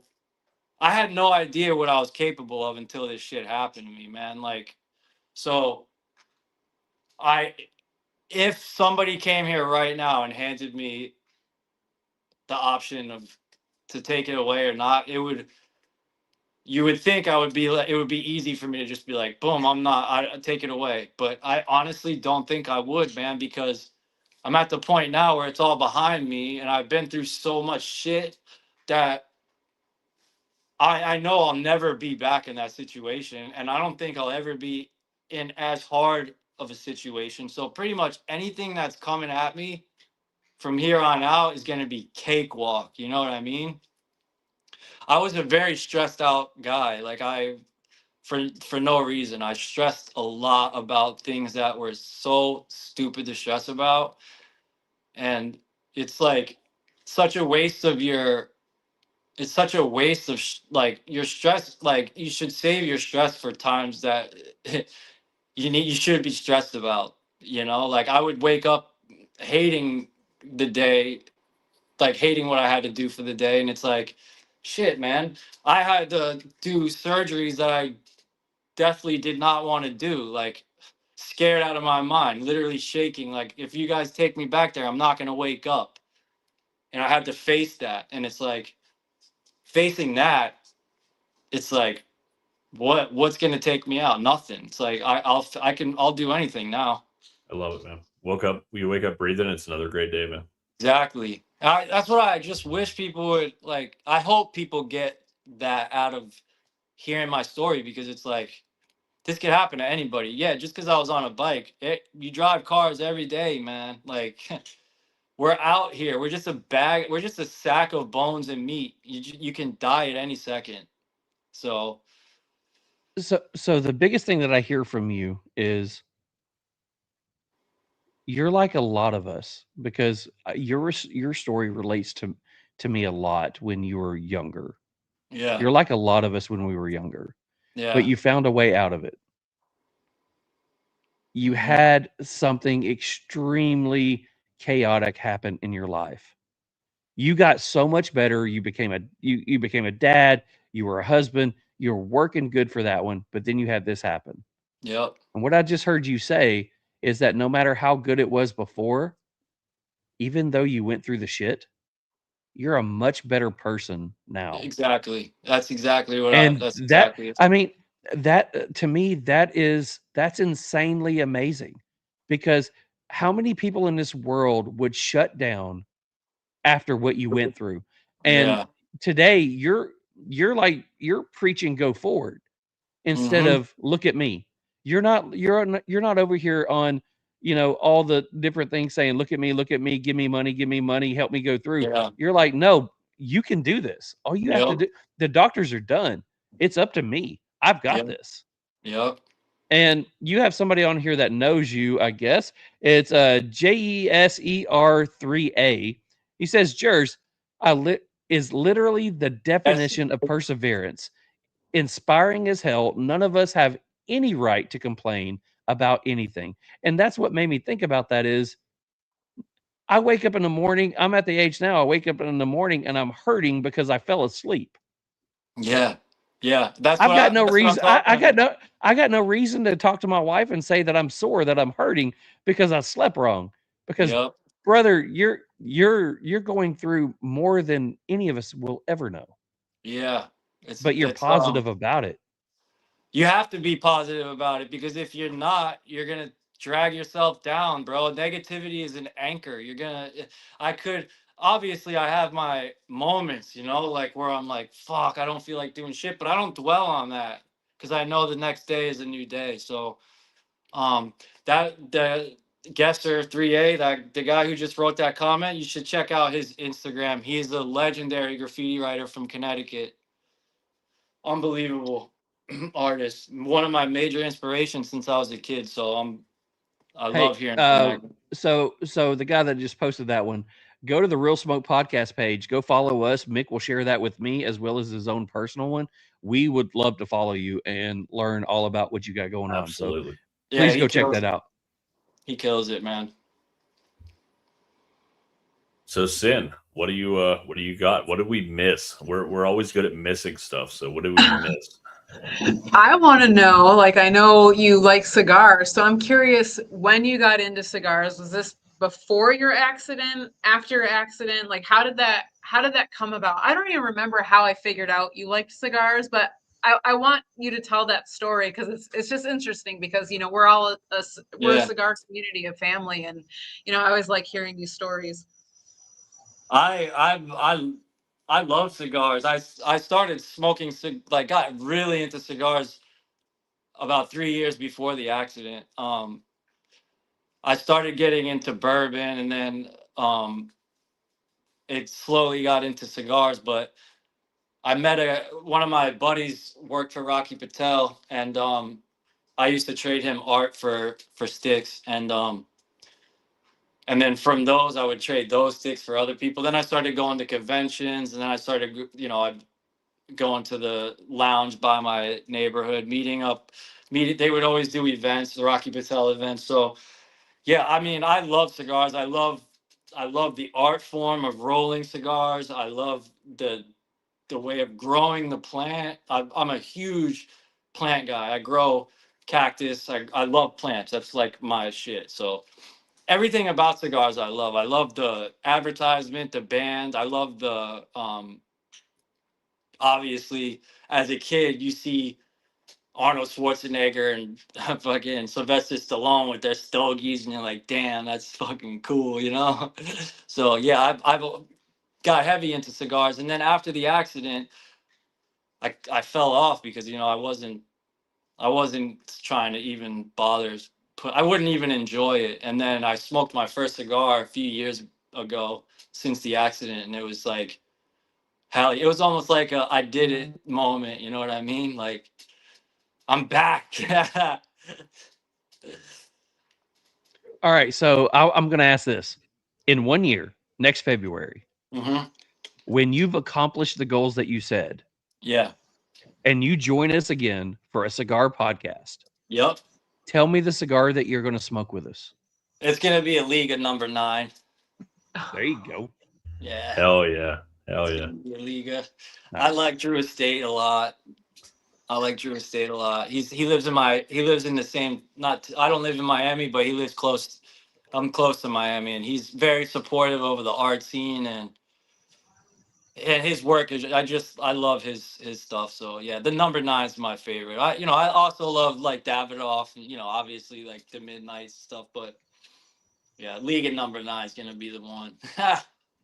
Hey, Sin, we need to get him some Dissident to try Yes. out. I Just know, I saying. was just gonna say that we got to get Me him some too. Dissident, some Northern. I was just going to say Yeah. the same thing. Send them over. I'll support. Yeah, Absolutely. thanks. I was It's going to awesome also. though that like you talking about Drew, because I mean he's so into the arts, and he's actually opening up. I just saw like 2 days ago he's opening up is it a lounge and factory or something, and a music It is a festival? it's a 70,000 square foot. He's going to have cigar rollers rolling 500 cigars of his a day. He's going to have an event space, a restaurant. It's going to be a whole thing, and it's going to be named for his son. Here in Miami? It's somewhere in Florida, Yes, isn't it? it's in Miami. It's gotta be Miami.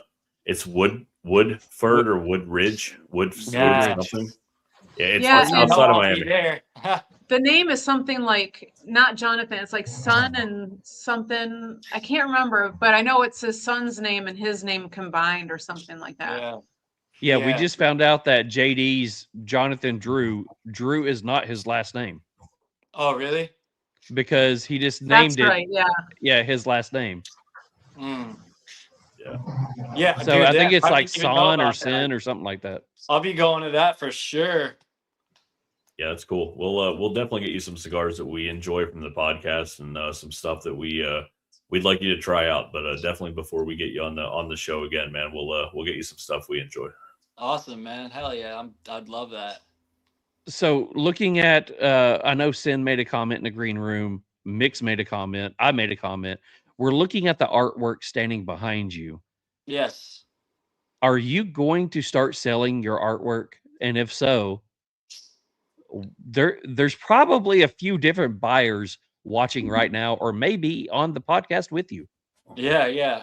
Yeah, I mean, I definitely would love to. I actually just started using acrylic and paintbrush. These are that painting right there is the first time I ever painted with acrylic and brush only. I usually use spray paint too, but Wow. yeah, so I gonna love do- acrylic, man. I actually love Me oil too. more than acrylic, but oil takes so fucking long to dry, and I'm To not dry. patient. So Yeah. I love acrylic, man. Yeah, so I'm trying to bang out a series of skulls, and then I want to do a local show. But yeah, I would love to sell my art. That's the goal, you know. Absolutely. That's the goal. One day I'll get one of your paintings and I'll hang it up in my factory here in Nicaragua. Hell yeah. 'Cause it's Hell yeah. totally paint our you. vibe. I'll paint you one. Dude, that'd be awesome. Yeah, We, I love that. We say it all the time, man. But if you ever want to promote anything, let us know, man, and tag us in it. Like we'll promote it to our audience as well. Like we want to help you. You're part of the family now, man. So that's what we I try appreciate that. Thank you so much, man. I appreciate that. to do. Absolutely. See, what you need to do is do a skull with a beard and a mustache, because Yeah, our yeah. original logo was our faces in skulls with he had his long beard, I had a short beard with a mustache. So you need to do that one. So I can rock that easy. Oh, all right, yeah. so the next section we want to move into is we have a segment called Hotbox Questions. Yeah. It used to be, roughly 10 random questions that we asked that's random to you, not random to us. We're going to do 3 tonight. Mick's Okay. going to ask one, I'm going to ask one, and Sin, I'm going to let you come up with whatever off the wall question that you want to ask. So you have some time, you're last. the question that we always want to ask, are you willing to play Hotbox questions? Yeah. All right, so Hotbox questions tonight is brought to you by none other than Beard Apothecary. Good evening, Real Smoke family. John here from Beard Apothecary.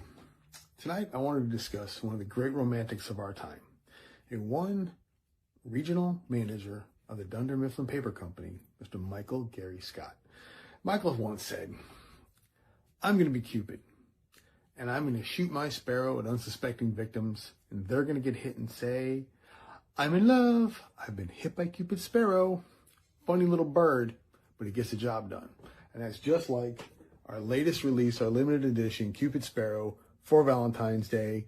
It is drop dead sexy. It is more cologne based on this one here. It is subtle. It is wonderful. Hope you guys give it a shot. Just like always, appreciate everything you guys do for us. Remember to like, follow, and subscribe to the boys. Don't let the beard look weird and stay metal, my friends. All right, so I have to ask really quickly, was that a naked Cupid of John Aldi? It was. Yeah. I actually bought mine. I got, so funny story. They accidentally sent me the beard oil instead of the beard butter. Now they're sending me the beard butter, and UPS has it lost somewhere in the other side of the state. But yes, it is absolutely a naked John Aldi on that product. Yes. It's pretty great. That is disturbing as hell. It is, but it's pretty great. So anybody who's out there watching, if you have a beard, you have one of those man scruffs, if you need something to help keep that thing hydrated, go check out Beard Apothecary. It's 100% your jam. It's all 100% natural. It's made by his wife. Some of the best product ever. So Hotbox questions. Mick, you have question number one. Man, so I need to know. So, man, now I'm torn because I have two, but I'll go with the one I need because I need it for the post show promos. So I'm gonna ask, what is your favorite? Jesus, mighty, I can't talk. What is your favorite musical band or artist? Oh my God, that's tough. Holy shit. Hold on, I gotta plug this in. Holy shit. Damn, that's a tough one, buddy. Depends on the genre. I've been listening a lot to the Red Clay Strays. I don't know if you've heard of them, but I like all different genres, so it's hard. Hip hop, I'd have to say, if we go classic, Wu-Tang Clan. Okay. New school hip hop, let's say, I like Suicide Boys. I like what they're doing. Death metal, I love death metal. Oh, sorry. Oh shit, he had another accident. Somebody help him. Damn. So metal bands, Lockshot is good. I don't know. I like all different music, man. But if I'm gonna go with all around top favorite, probably Pearl Jam. Okay. Probably Pearl Jam. I got to jump on this one. So you said old school hip hop. Yeah. Snoop or Biggie?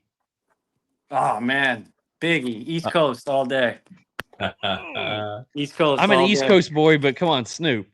Biggie. Hey. Okay, Wu-Tang or it just lost me. Busta Rhymes. Wu-Tang, come on. All right. Wu-Tang. I'll give it to you. Whatever. All right. So my question. When we first started talking to you, you said your goal was to get out and give your story to everybody. Yeah.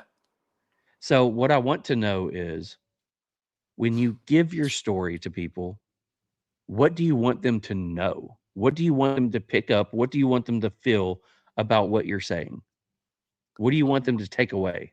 I want everybody to go home feeling gratitude and figure out a way to talk yourself out of the crazy thoughts that you have that end up not becoming true anyways. I had a major struggle with that. It's like coming up with scenarios in my head that aren't even real, you know? And then waking up from a coma in the most catastrophic accident you could possibly, I mean, being inches away from death. I want people to understand that it could always be worse.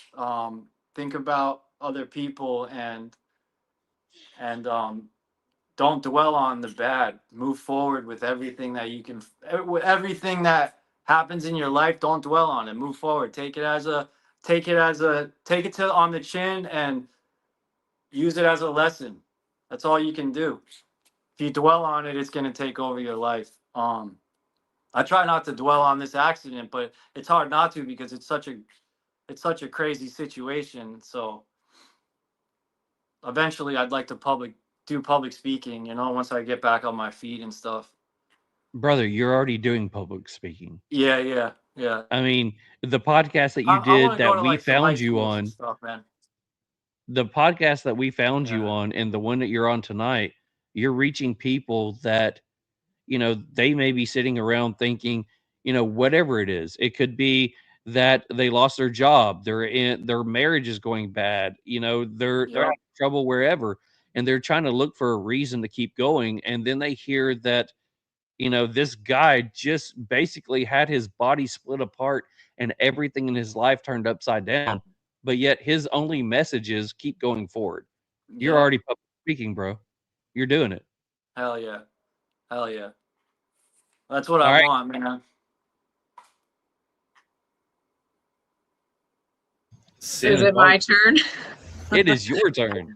Okay, I'm going to keep this light. I want to know a food that you cannot stand so much that if someone even offered you $1 million, you'd be like, fuck no, I'm not touching it. Ain't no way in hell. $1 million, I'll eat anything. But food that I hate cilantro. Whoa! Oh man, does it taste like soap? Everyone says they either like it or it tastes like soap. If it's on a taco, all I taste is cilantro. Wow. Yeah. Damn, let me think. Yeah, like Thai food. I'm not like a big Thai food guy. But I love barbecue. On that note, barbecue is my favorite. All right. So what's your favorite pizza topping and why is it not pineapple? All meat. All meat's my favorite topping, and pineapples. I love pineapple, but I can't eat hot fruit. Hot fruit is not my thing. It's because if pineapple's on pizza, you're a psycho. Yeah, pretty much. I agree.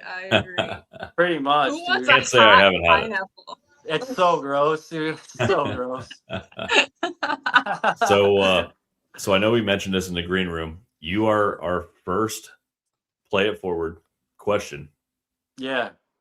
And this is the first time doing this segment. So, Charles. All right. So let's go ahead and talk about this one. We are starting a brand new segment called Play It Forward. And what this is that we are going to ask the guest from the previous episode to ask a personal question to our next guest. So we'll reach out to you sometime next week or tomorrow or whatever, and let you go. We'll tell you who the guest is, and you can go ahead and ask whatever question you want, and you can tune in and watch. But we did ask our last guest, you know, to send us a question that they would love to know from you. And man, did he set the bar. He absolutely set the bar. Shit. So I will say that this is our new segment, and it's also sponsored by our newest sponsor. So tonight's Play It Forward sponsor is brought to you by... Hey everybody, this is Wesley at Southpaw Stogies. Just want to tell everyone that we're excited to be a brand new sponsor for the Real Smoke Podcast. So come out and see us. We're in Lebanon, Tennessee at 402 East Main Street. We'd love to have you out. Enjoy a cigar with us, and again, just so proud to be part. See you soon. You know he's from Tennessee. It's not Lebanon. It's Lebanon. All right. So tonight's question comes to you from Frank. Frank, just a little backstory. Last week we had the Memphis beer drinkers. I always fuck that up. Memphis beer drinkers. So Frank is the president of the Memphis beer drinkers. He, great dude that I met probably, I don't know, a year ago or so. And they they go all around and support the local breweries in Memphis, and they try to promote the brewers and the scene in the breweries and the beer drinkers, and it's just a great time. So we had them all on last week, and we had like 5 different breweries, and Frank was kind of the ringleader of the whole show. But I reached out to Frank. I expected to get something like, "What's your favorite color?" Frank sent me literally like a message. So Frankie. yeah, so he apparently watched the show again. Shout out Kevin. But he said, first, just a comment. I have family in Lantana, and we visit frequently. So it's a small world. My brother-in-law is 6 miles from the intersection that changed your life forever. Maybe one day I'll have a chance to shake your hand. My question is this. First responders played a major role in where you are today. How did you view first responders before the accident, and how do you view them now afterwards? From Officer Acosta to the fire department paramedics. Some people don't think twice about firefighters or paramedics and police and first responders until something happens to them personally. A public servant, Frank, little backstory, Frank is a firefighter. He's all in Memphis, so it's a lot of craziness. But he said, as a public servant for over 20 years, I'm genuinely curious about your perspective. Well, damn, that is a good one.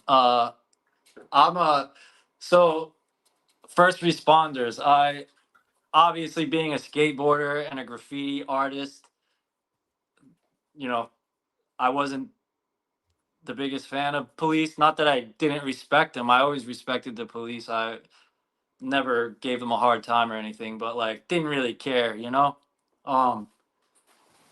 Acosta saved my life. He is not even a cop to me. He is family. And it's not only him. The first officer that came and didn't find the pulse. I mean, those guys showed up to the trial for me. Those guys came to my house and checked on me. I look at officers completely different now because you seem to think like, cops are a-holes and they just out to get you, but you don't think about what they do to save people's lives.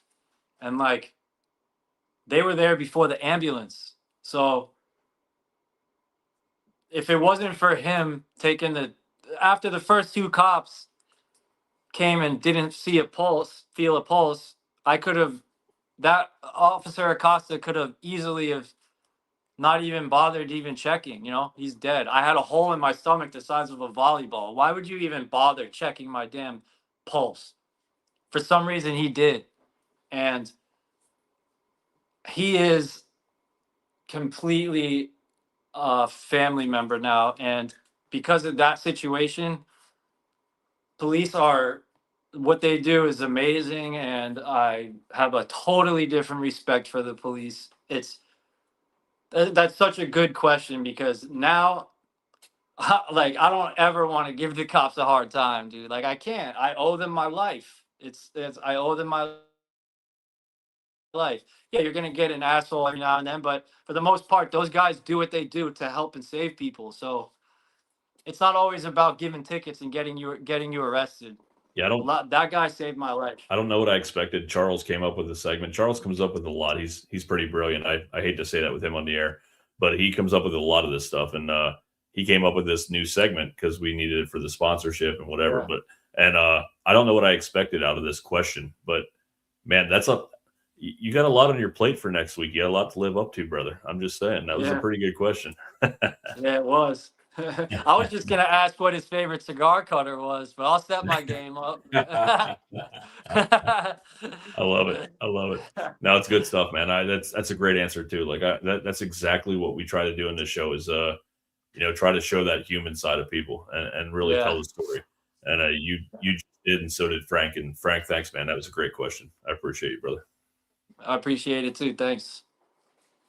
So, Sin, we're going to leave the last question. If you've got anything else that you want to say, we're going to leave that one up to you. And then we're going to go ahead and close out Jerry and let him get back to, his evening and beating off the bird that's trying to attack his head tonight. Did you say beating off? Shut up. Jesus. Shut up. Why would Shut up. Jesus? Shut up. Hey, wait. Shut Before Sin goes, can I give one last little thing? I'm sorry. It's my last little thing. Little thing and talking about beating off. Yes, 100%.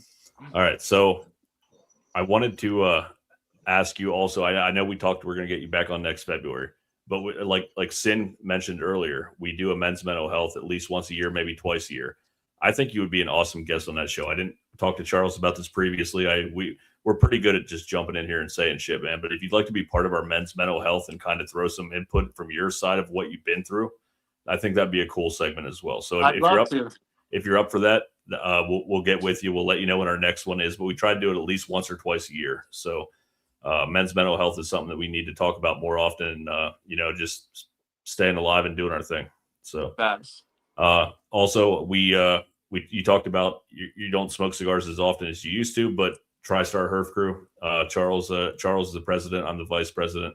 If you ever were looking for a place to just chill out on a Tuesday and have a cigar, man, we'd love to have you jump on some Tuesday. It's every Tuesday night. We do it virtual and hang out and just smoke cigars. It's kind of my therapy session. I kind of take over the Herf because I talk about my shitty week a lot. But I apologize for that. But if you're ever looking for a place to have a cigar on a Tuesday, man, just get with us. You got my Instagram, and if you want my number, man, I got you. But yeah, we got you as well. We'd love to have you be a part of it. Cool. Hell yeah. So all I have to say is I do not believe in coincidences. Everything I believe firmly happens for a reason in one way or another. And you mentioned earlier that you want to be a motivational speaker. And I believe I brought this up in our first conversation, but my husband was a motivational speaker for 20 years. And he spoke in schools, high schools, middle schools, colleges, small corporations, large corporations. He's written 4 books. He knows how to do all of that. So if you ever have any questions on how to get into that, I highly recommend just reaching out to me and we will walk you through that whole thing, because your story is so profound that I think high school students need to hear it. Yes, It talks about drugs and everything, but that's the reality of kids in school, and that's really going to touch a lot of kids and save their lives. And you're going to save countless lives. And the fact that you want to be a motivational speaker, don't lose that fire, because it's going to take you so many places. And I'm excited to watch your growth as you continue to do this. And I'm willing to help you in any way that I can. Same with my husband. So just reach out to us whenever you'd like, and we'll give you a hand. Thank you so much, dude. That's amazing. Thank you so much for that. That's amazing. I'm definitely going to need help. So I will say, jumping on what Sin said, as somebody who does the same kind of talks in schools, there's going to be a lot of people that are not going to accept what you're wanting to say. Schools are not going to want you to come in. I don't care how many schools or whatever tells you no, keep going.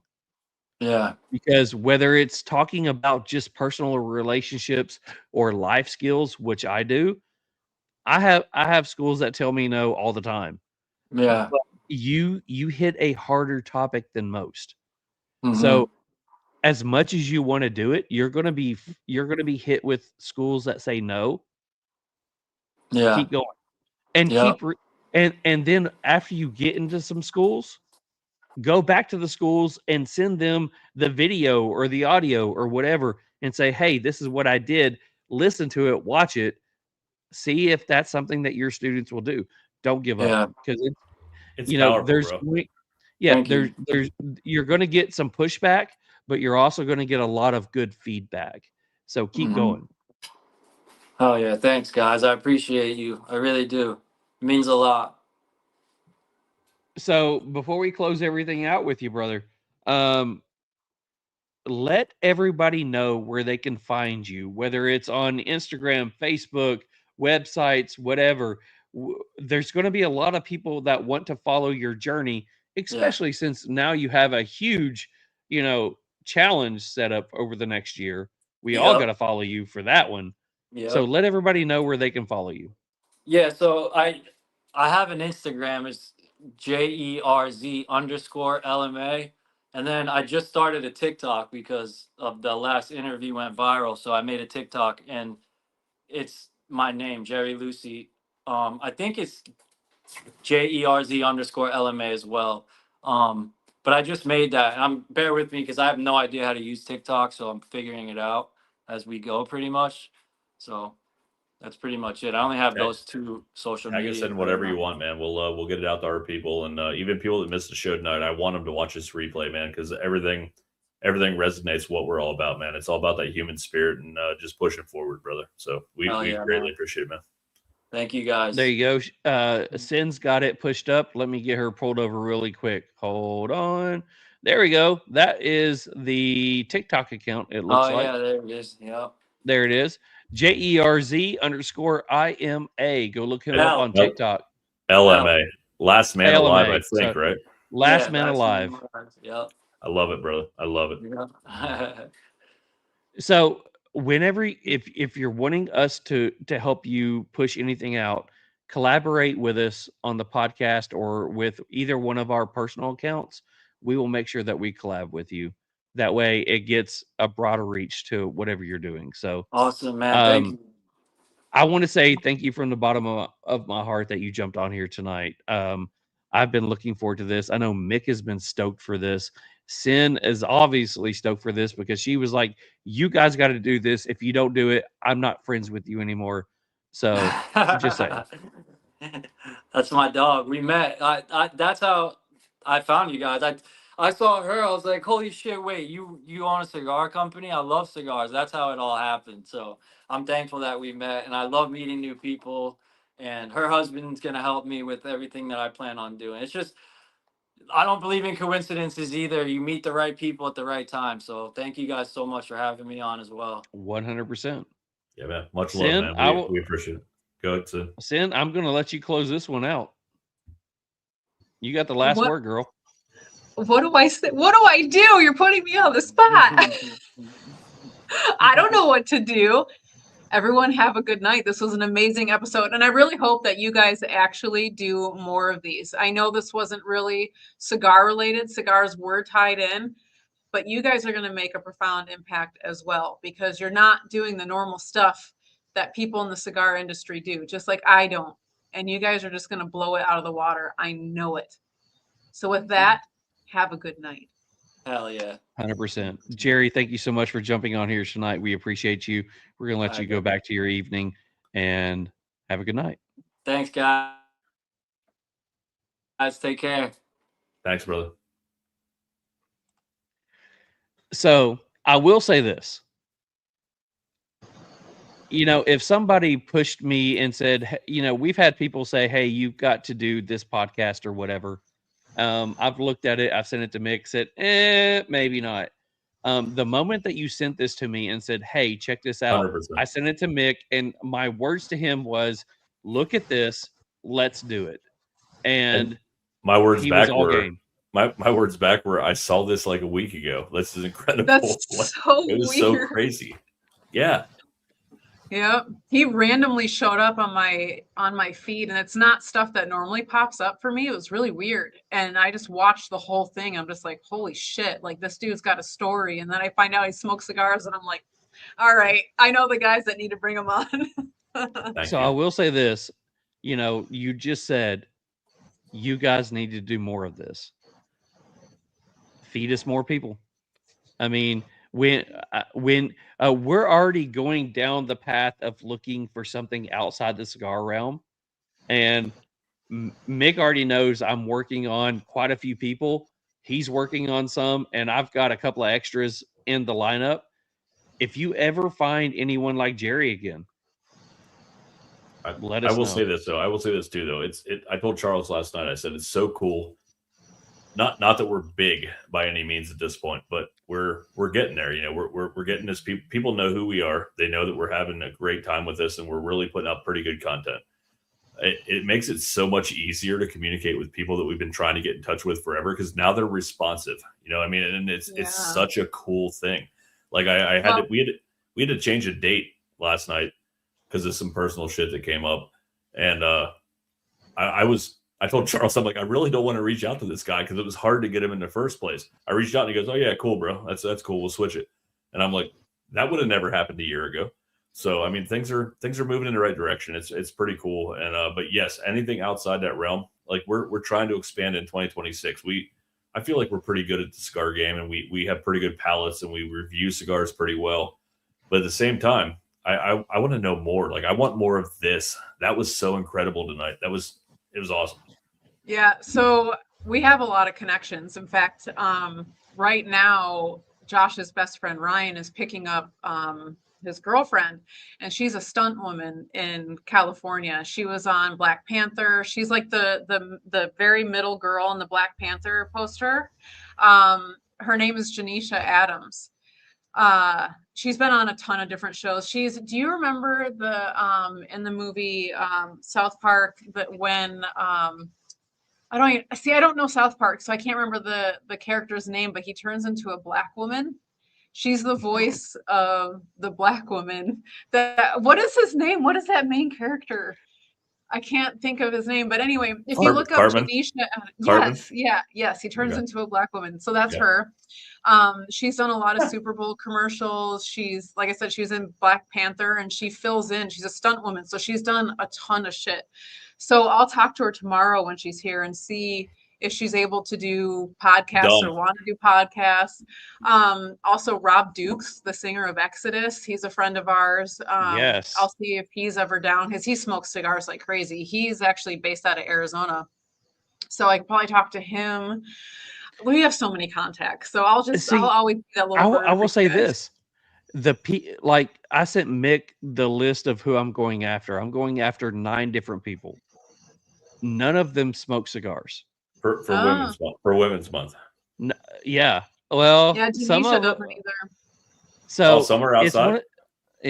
Some of them are very outside. Some of them may have won gold or silver in the last couple of weeks. Just saying. So we started the podcast thinking we were going to be a cigar podcast. We have realized with the people that we have on, especially with the Women's Month, the Mental Health Month, and things like that, we want to be a podcast that enjoys cigars, but that reaches entertainment. Mm-hmm. I like that. So we just want to tell stories. We'll take any help we can get from you, Sin, because it helps when a pretty chick reaches out to people instead of us. Just saying. Just saying. I'll do what I can. Just no saying. Promises. Like I feel like Janisha would be guys. down. Yeah. All right, Sin. So I'm going to do this. So I have one final question for you before we let you go. You jumped onto this thinking, I don't know what you were thinking. You thought it was a good idea, whatever. So give us a rundown of what you thought the podcast was tonight. What did you take away from it? What did you enjoy about it? Let us know how the night went for you. I think that you guys have such a phenomenal way of carrying conversations. So, like, for instance, when the boys were on from Northern that I had over, they really have not done many podcasts at all. You guys, like maybe 3 total, you guys are very good at keeping the conversation going. And that's always a fear I know of a lot of people. Like when I go to lounges and stuff, I always have to carry the conversations because, like, through social media, guys will talk to me like crazy. When they see me in person, it's completely different, So you guys just, I don't know, you just have a way with your words and just you keep it going. And that is amazing to me. So keep that up because you have something rare, I think. Like everything you guys do is just amazing. That's why I'm always pushing you guys. Damn. Yeah. I mean, I've got nothing I can say about that except for thank you. Thank you. You're welcome. And I mean, that's the reason that we keep having you on here is because one, we consider you someone who is a really good friend of ours, but it's, you bring a shit ton to the table. And, when you jumped on here and you started asking questions, I was so happy to sit back and go, okay, let's listen. Because, I mean, but we appreciate it so much. You sure? Yeah, you guys are doing a great job. You sure found a. Yeah, I won't go into detail, but yeah, Northern and you guys. I'm just saying, there's some stuff coming. So yeah, I know it's pretty exciting. I can't wait to talk about it publicly. We keep dropping like these little hints, but I keep sending you messages. When can we talk about it? I know you guys know everything. But yeah, I love what Northern's putting out. I love Dissonance. So yeah, I mean, I don't know. I'm just saying. Yeah. So no, what the one thing that I can't wait for is the cigar that I've seen her smoke that she won't tell anybody about yet. Yep. She hasn't even told. She's given us a brief little bit into it, but she won't even tell us about it.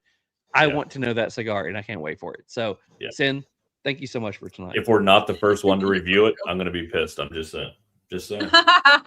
I'll let you guys be the first one. I did see real quick though. I saw a comment pop up that said something about like, wait, is that Sin something? What was that?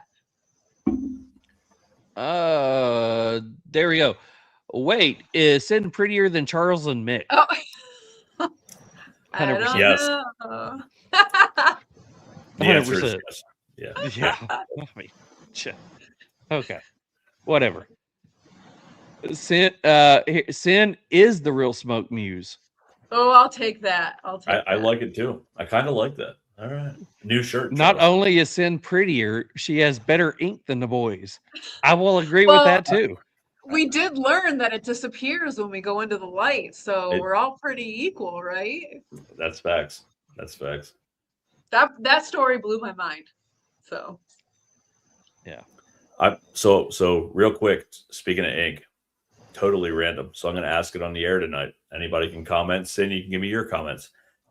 I'm going home. I only go to the same tattoo artist, this chick from Central Pennsylvania where I grew up. And anyway, do I finish the right sleeve or do I start the left lower arm to feel more balanced? Start the left. Yeah. 100%. Okay. I've done the same thing. I have stuff that's not completed and I just started on the other arm. It just feels better. I don't know. It feels balanced. Yeah, I hate feeling uneven because like my left has nothing from the elbow down. So I'm like, So yeah. Anyway, that's happening in May. I got it booked already. We're ready to go. Nice. That's awesome. All right, Sin. So thank you so much for jumping on here. We appreciate it. Thank you. You're welcome. Enjoy the rest of your evening. We'll let you go and we'll finish up the episode. You as well. Bye, guys. Thank you. You're welcome. Peace, girl. Thanks. Let's go to number 2 shot. There we go. Man, what a night. What a episode night. 64. 64 in the books. Hell yeah. Man. I don't know how to recap that one. I was just gonna say I don't know how to describe it. Like the range of emotions during that show. Like I know we say this a lot, but like when we get a great guest on, we feel like we're kind of watching a show versus being in a show. And then I'm like, oh shit, I gotta ask something. See, my hard part was I found myself feeling like upset, distraught. Me too. I felt bad for him. I felt all these emotions and then realizing he feels none of those. He is wants to push forward, man. Let's go. Yeah. Yeah. And I want people to know that they need to listen to him because we struggle with, again, I said, I woke up on the wrong side of the bed this morning. My back hurts. I'm bitching and moaning about it. The dude's like, I was split from ankle to sternum. Yeah. And I'm still going forward. And he said he wanted to walk, work, and drive. Right. Yeah.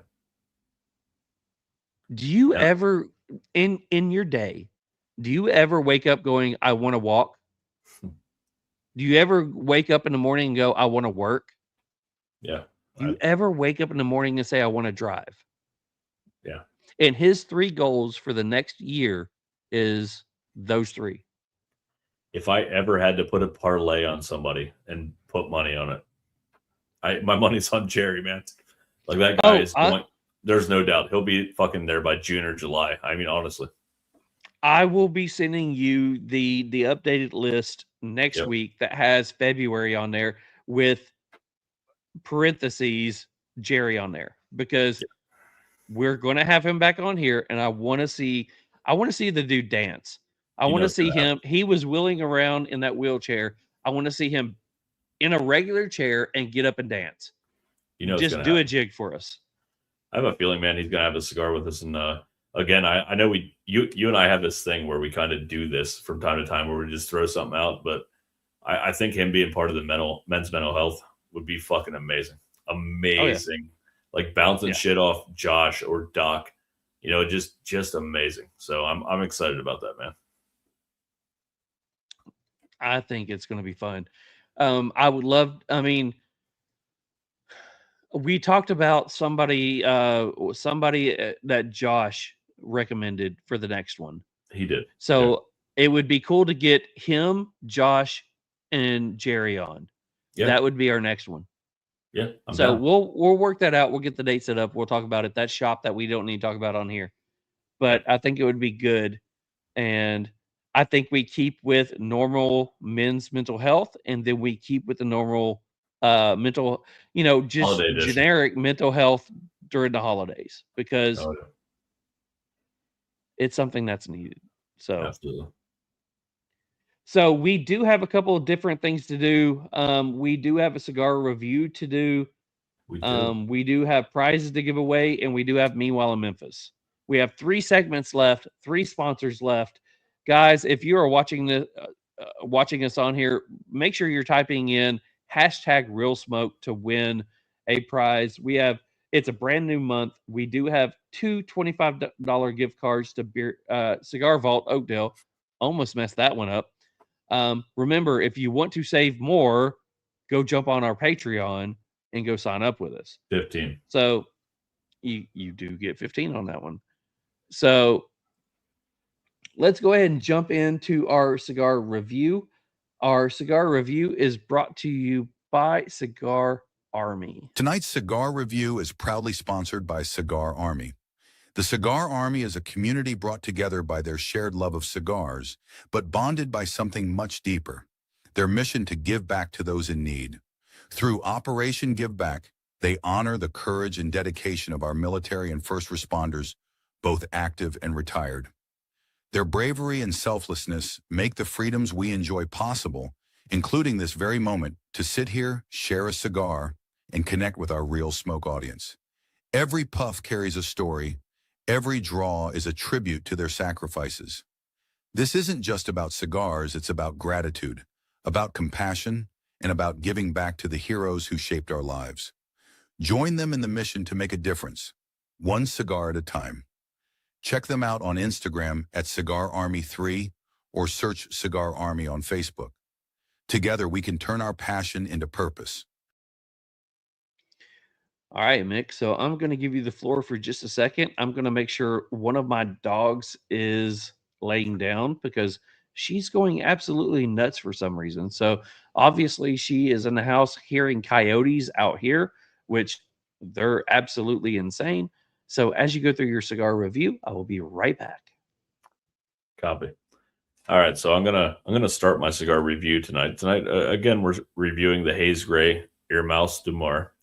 I'm gonna say I smoked 2 of those over the past 2 days, and the second one, definitely the construction was a little bit better, and I enjoyed it quite a bit more. I enjoyed the cigar overall. I would definitely add it to my rotation, but I'll go through my scores here. So the review, aroma from the body, I got Barnyard, light spice. Aroma from the foot, it was a closed foot, but I got tobacco sweetness and light cocoa. Aroma from the cold draw, really not much of a cold draw because it was a closed foot. First third notes, I got black coffee, light molasses sweetness, and light pepper. It was nutty, earth. There was some oak in there, and there was a touch of citrus. Retro, I got black pepper, cocoa, and light bitterness.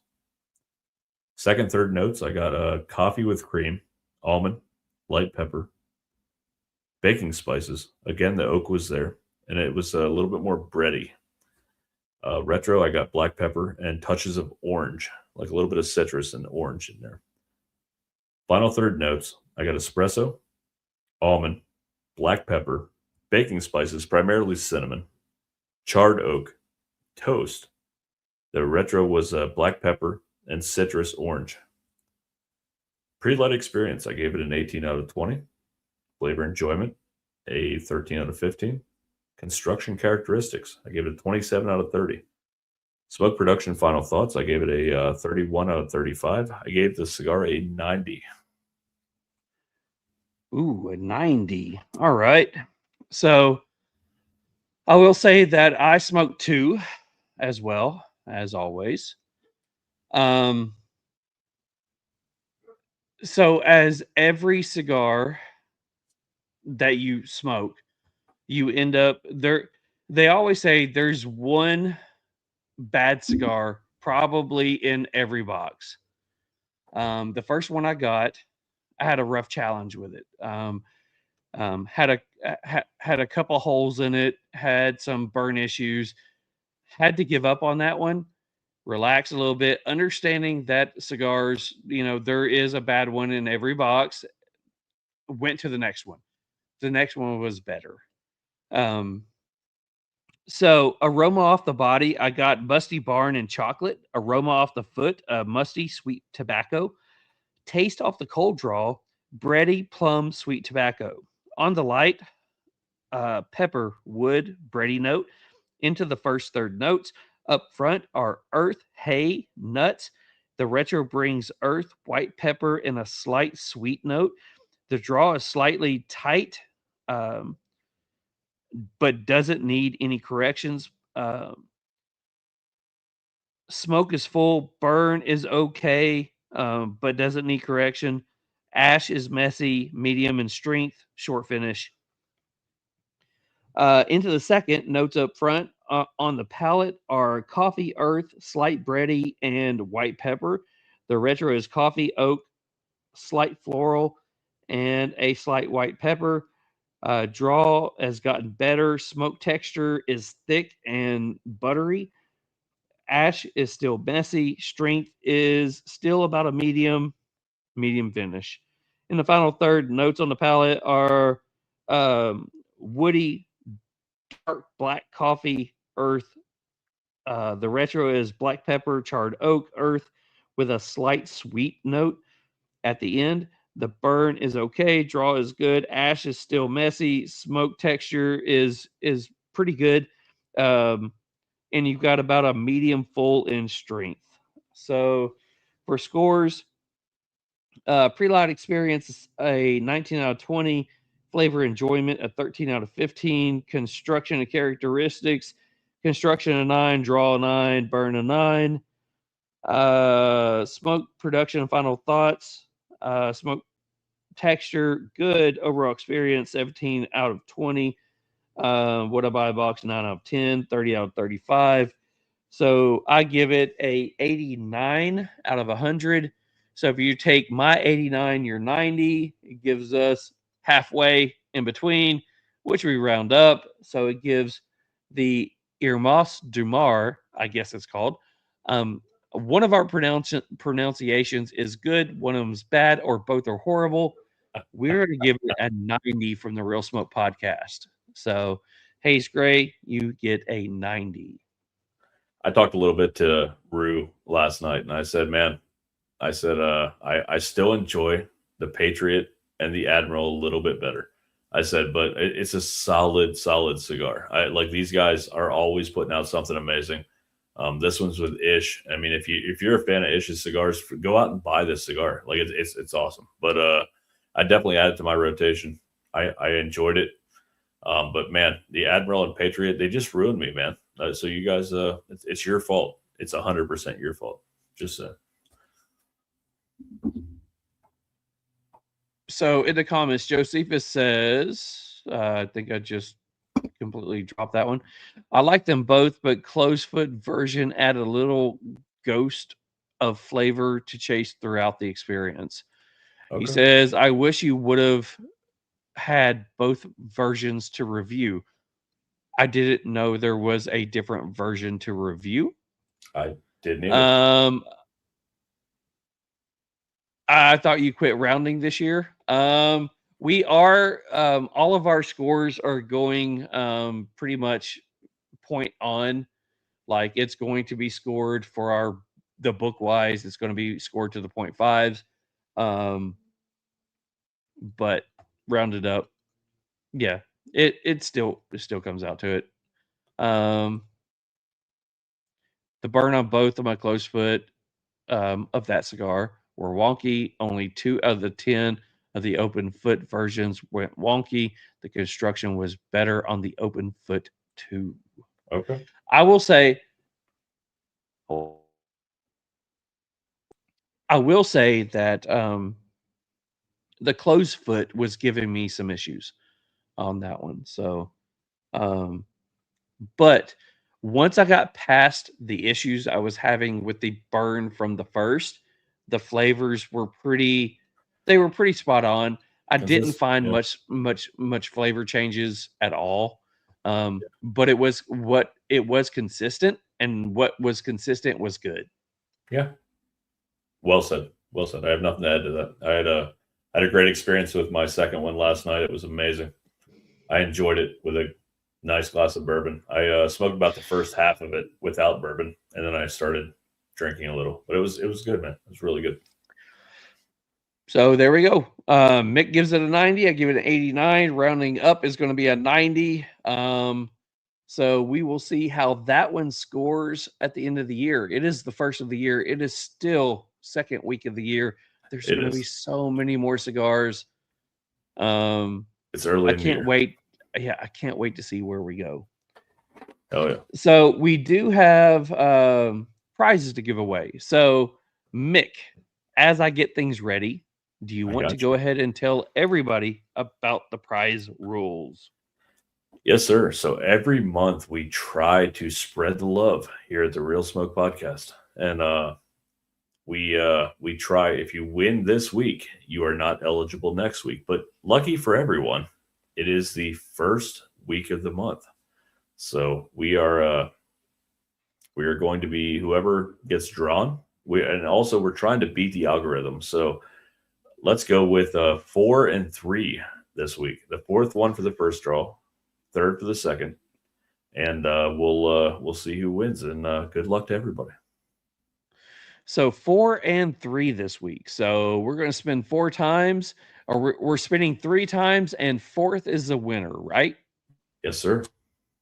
All right. So here we go. We have 2 $25 gift cards to the Cigar Vault. Here we go. Spin number 1. Sorry about your luck on spin number 1. So I'm going to do this again. I'm going to back out because I just realized one thing. I did not click that button. Exclude winners from multiple drawings. So we're going to start all over. We're going to go back with that one. Hashtag Good catch, man. Real Smoke.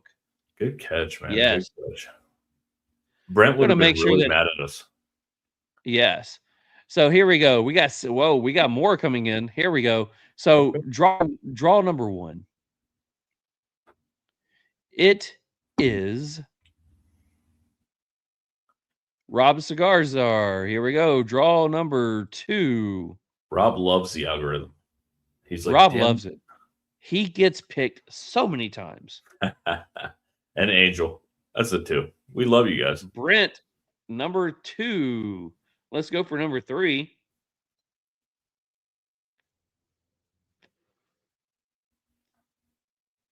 Get you ends up. Oh, no, Amanda Anderson. Oh, my goodness. A new one. Oh, I hope Amanda gets to win again here on the next one.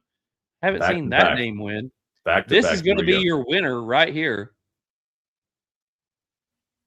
Oh. Okay. It is the Leaf and Ash podcast. Are you still here? They just posted within a few minutes ago. So Leaf and Ash podcast. Please let us know that you're here. Leaf and Ash podcast, you are here. Leaf and Ash podcast, do me a favor. You need to go to the Real Smoke _pod Instagram page. send Mick your mailing, name, address, phone number, and email address, and we will get you the code or the information that will give you your prize. If you're feeling frisky, send me a urine sample too. I'll take that. So yeah, just say it. No, nobody. Okay. Well, I mean, they may. I mean, he says they do say thank you. So they don't have my address. So I mean, that's probably a good thing. Yeah. So how many times do we spin the second one? 3. So 3. 2 and Here third we time's go. the winner. So this is for the second prize. Spin number 1. Not that I don't love everybody else, but go Angela for number 3. I want Angela to win number 3. Smokey Psalm says he loses number 1. Who's going to lose number 2?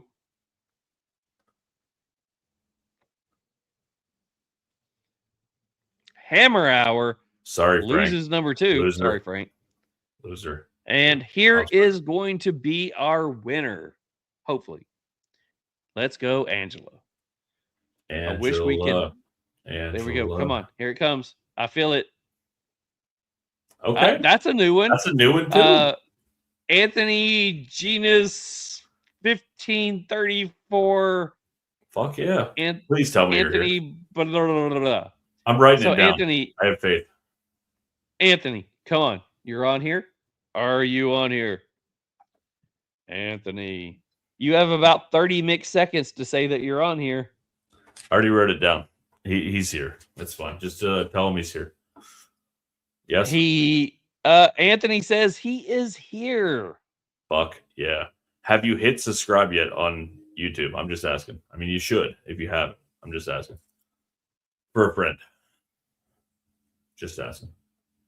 Anthony, if you have not hit subscribe, I'm going to delete you from winning. Just saying.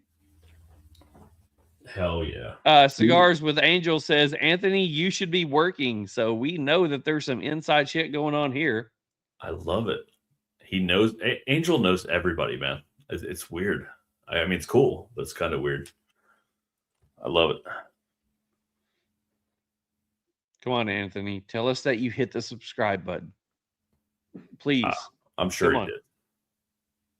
It's probably somebody that's been watching for like a year and we don't know who the fuck he is. I'm sorry if it is. All right. So, Anthony, do us a favor. You got to do the same thing. Go to our Instagram page. Mick is going to be all over that. It's going to be realsmoke_pod.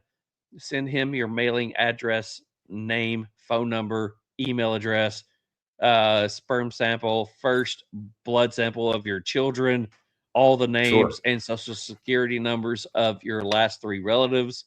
That's and weird. we will not pretend to be somebody from India asking you if you need Microsoft help. That was a good one. I like that. Just saying. So, but I'm going to preface this before we go into the meanwhile section. I got 2 average stories from Memphis, but I got one that's worldwide that I want everyone to guess. So stick around if you're don't tune out yet because you want a prize. Find out about this great story. Stand by. All right, I will say that all of our prizes tonight was given to or were sponsored by Brooders. Listen up, Perf heads. Is if your cutter feels like a toy and your gear's got no soul, it's time to level up. Brooders Cigar Accessories, 100% American made. Veteran owned, built like a tank, passed down like a rifle. This ain't mass-produced junk. It's the heirloom collection. Precision built with grade 5 titanium, magnetic steel blades, magnetic action, and inlays so clean they'll make your humidor blush. Check out the Heirloom Ambassador, a semi-custom raw titanium anodized finished cutter with exotic woods like Purple Heart and Bolivian rosewood. Or the Heirloom Elite, a fully customizable cutter with Cerakote, abalone, two-tone layouts, every detail dialed in. Each piece is serialized, built with pride, made to outlive you. So if you're tired of plastic cutters and flimsy lighters, go check out Brooders. Hit their website. Get something that matches your smoke game. Brooders, where legacy meets grit. I know we had Mark talk about the accent on that one. I will say, I absolutely love the accent on that one. But awesome. we do need to if I get And- some time, I'm going to switch it up. It's got to be Cigar Army. Just saying. That's Frank's cousin Vinny, I think, that says that. So I will say that we did not do cigar. Did we do Cigar Armies? We did. We did not. We We did. did. 100%. Okay, just making sure. I marked it up.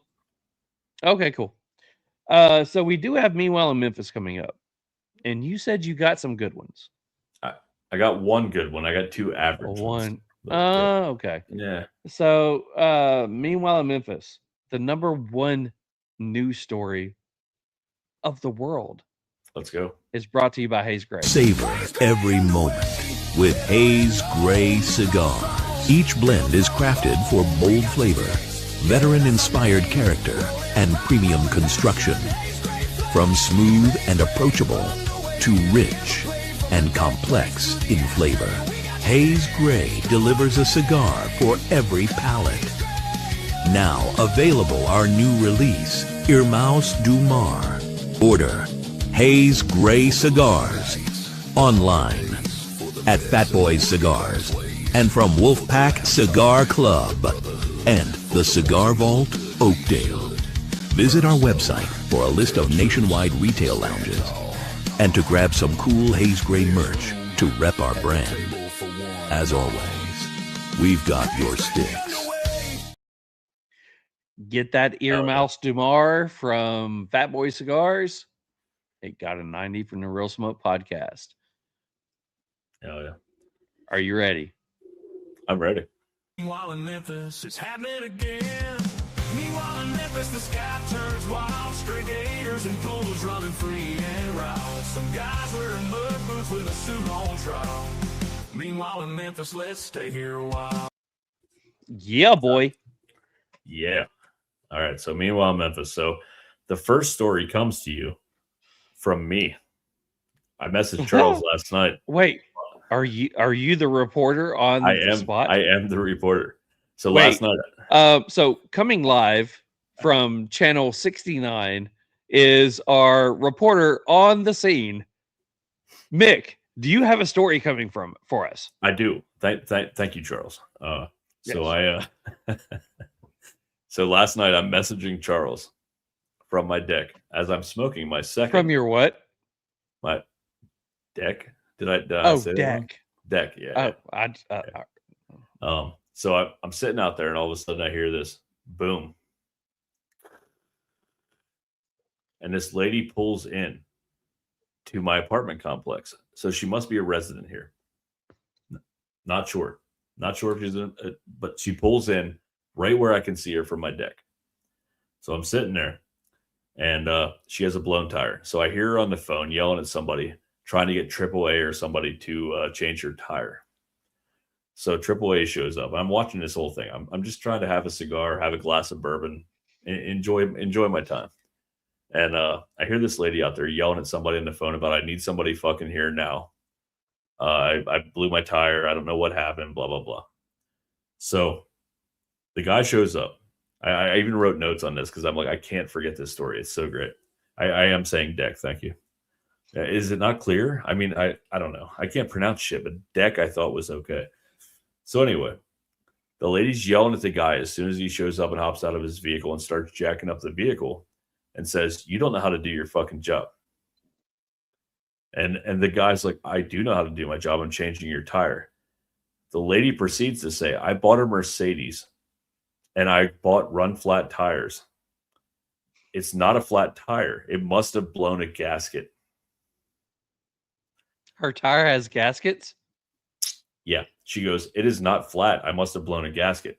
And then she continued to proceed to tell him that it blew a gasket, that he does not know what he's doing, that she is going to call his manager. He put the jack back in the car and drove away. 2 minutes later, she drove away with sparks coming off her wheel.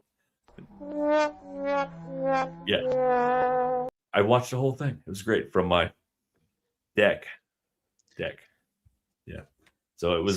This was coming live from reporter Mick from channel 69 Thank you for this story, sir. It was. We will too check great not back to and share. see if they made it home.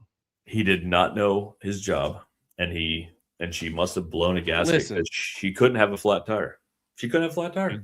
These people that run these recovery wrecker units, they don't know what they're doing. They've never done it before.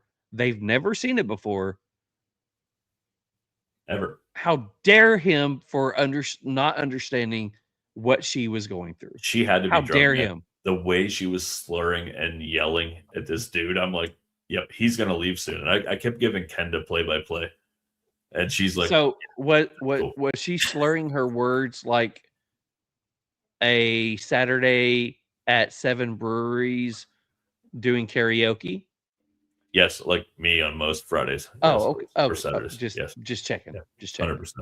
So I'm actually going positive for Memphis for once. For once, I was asked to do this by a couple members of the Memphis Brewers. Sorry, I do that every time.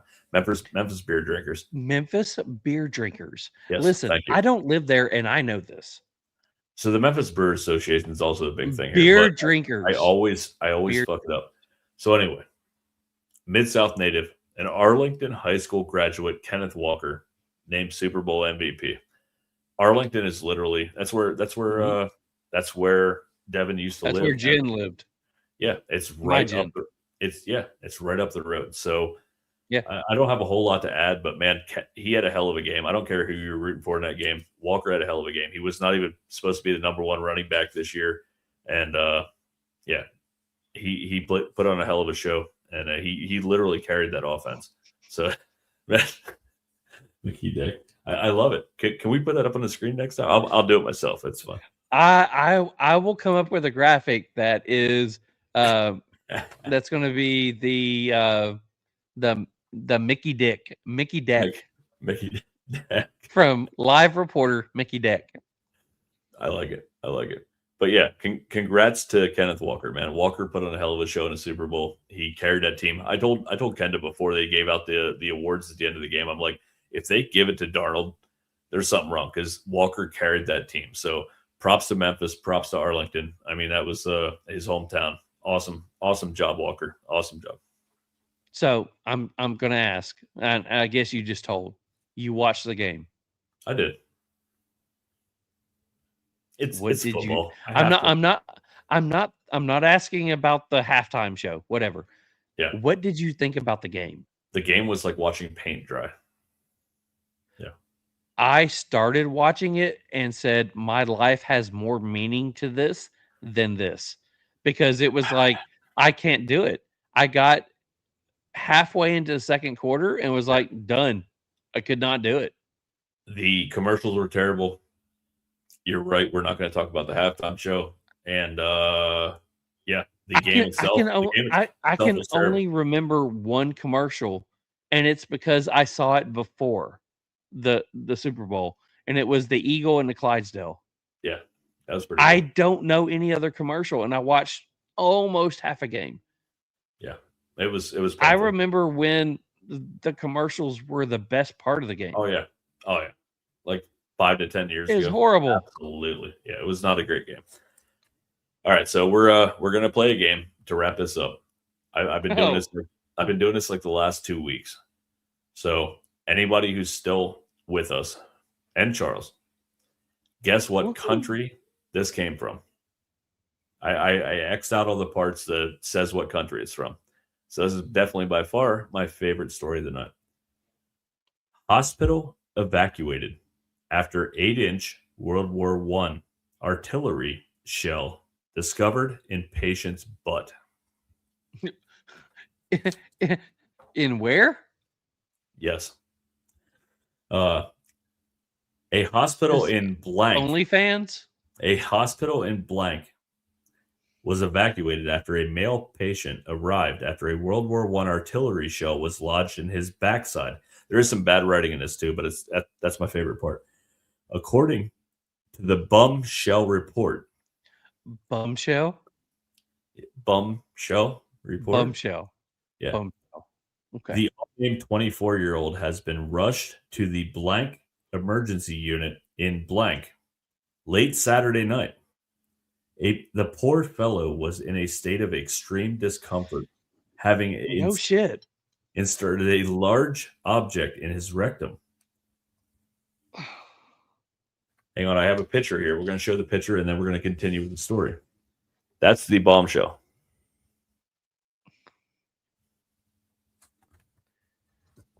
So, hang on.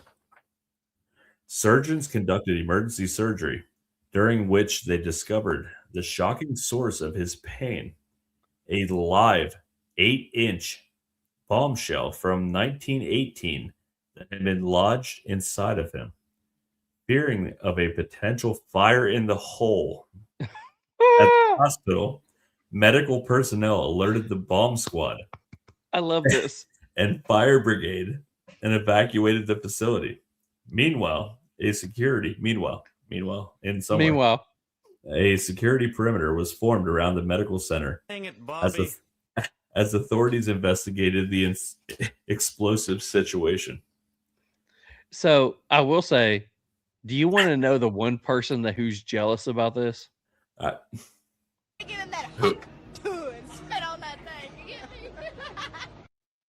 Fortunately, a retro munition, which was also pointed and over an inch wide, was not deemed to be a threat. The bomb disposal experts took the shell with them, while the patient, a blank resident, remained at the hospital so he could recover from surgery. That's what she said. It was unclear how the antique ordnance ended up in the man's posterior, but experts suspect in his butthole. The combustible could have been the result of a party stunt gone wrong. However, this newspaper what party are you at that they're like, I've got a World War I bomb, I'm going to stick it up your butthole? I mean, what did Jeffrey Epstein is going on here? I don't know if I want to be at this party or witness it or just run. Here, the shell-shocked patient is expected no shit. to be interviewed by authorities later this week, while prosecutors are considering taking legal action against him for handling a Class A munitions per an officer. Hang on, there's one more part. You're going to love this. While the person's Kylie. So, and while the person's backside might seem like a strange location for one of them to it may seem like a strange location. What? It was not a first in this hospital. In 2022, the hospital was partially evacuated after an 88-year-old arrived with a World War I artillery shell stuck similarly in his anus. Grandpa's getting pegged by a World War I bomb. Yeah. Whew. That was such a good one. I mean, what happens when you get it stuck? Dang it, Bobby. I mean, any guesses on what country that was from? I'm gonna go. I've got two. It's going to be England or France. One of those is correct. France. You win. You win. You win. How? Recto hail. No shit. He just zigged when he should have zagged. No, yeah. I mean, recto hell is the comment of the night. Yes. I mean, took fire in the hole, literally. I mean, I will say this. You understand that the French are like, we surrender. I mean, he literally surrendered his butthole to a bomb. I don't understand. What makes you think this is a cool party? I don't know if I want to give him respect or pity. Who says that's a good party trick though? Like, I don't get it. It's pain. Oh, I want to be at that party when it's going on. It's like, watch this. wee, bend over. Let me shove this in your butthole. Meanwhile, in somewhere. Meanwhile, in Paris, we shove it in your butthole. I feel a new song coming on. Shit. If I would have known about it, I would. No pun intended. Yeah, true story. Oh, I'm actually crying. I think it's the first. So why are all the World War I bomb shaped like butt plugs? Because everybody's getting. Just saying. That's a bomb.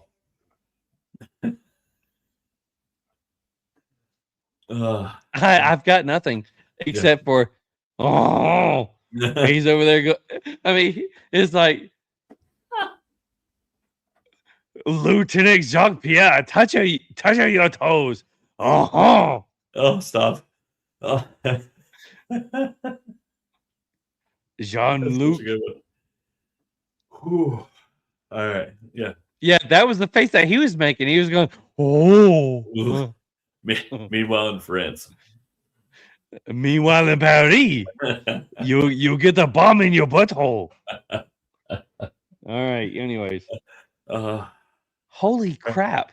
No, I mean, I want to say no shit, but literally, I mean, talk about explosive diarrhea. I really hope he gets booked for having a Class A or Class 1 munitions. I mean, come on, that would be the topper on all of it. Like, you fucked up and stuck a bomb up your butt, and now you're you're in intake, and they're going over you with a wand, and it's like head to toe, nothing. You get to the button, it's like beep beep beep beep beep beep beep. Sir, what do you have in there? It's not a bomb, I tell you. All right, I'm gonna pee my pants. All right, that was good. Anyways, I will say congratulations. Best story of the last 64 episodes. Thank you. That was good. I found out today. And I was like, "Yep." That story was 100% the shit. Whew. I see what you did there. It was the bomb. Bravo. You win. So let's go ahead. I really want to know more. I want to know so much more. I'll see if I can find some follow-up. I'm invested in this story. There needs to be follow-ups. There needs to be doctors, and there needs to be psychiatrists. It happened on Tuesday, so it's only 2 days old, man. I can see what I can find. I got you. Bro, listen. There are other things. Just saying. I mean, I got you. We can find people around Memphis that can help you out with so many other things. I mean, AK shells. Oh yeah. I mean, lamps. Lamps. Whatever. Yes. Absolutely. All right, so oh my god. Next week. Next week? How do we go from this to next week? So next week we are live with Vincent McClure.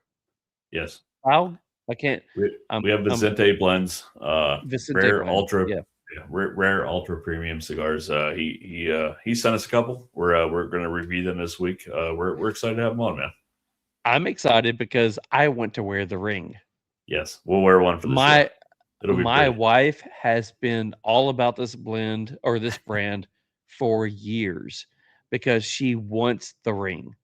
And when I opened up the box and said, "Which one do you want?" she's like, "I want both." Hell yeah. I was like, "Not happening. I got one." So we're gonna go ahead and do that one. Huge thanks to Jerry for jumping on here and giving us his story.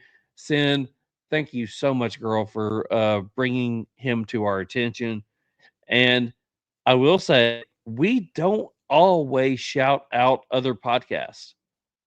But once again, go check out Rise Above Podcast with Kevin Jennings. he is the person that brought Jerry to us. Besides Sin. So go check him out. So if you guys know that podcast, go tell him that we are shouting out his podcast and that we are sending all the love to him. I looked up some of the people that he has going on right now, and his podcast is on fire. So go check that out. Charles is going down a stinky rabbit hole tonight. No, he's not. Not at all. So, Mick, I will thank you to everybody in the chat. Thank you for jumping on and all that stuff. So, Mick, I'll let you go ahead and close out all the good stuff. I will get everything set up to do the ending, but dang.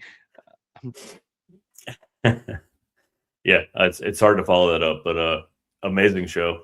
Jerry was absolutely incredible. Man, we had a blast tonight, but it was Jerry just telling his story, man. We love everything he's about. Sin, thanks for everything. And as always, take time this week, smoke a great cigar with someone you love. And that's all I got, man.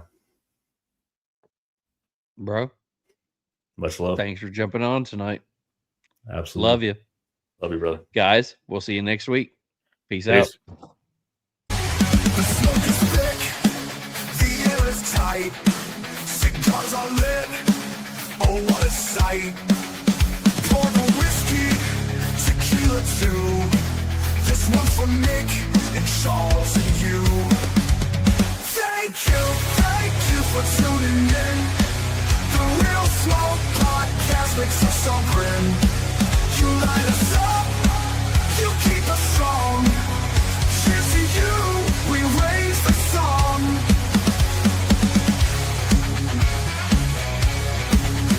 Conversations deep, the stories fly.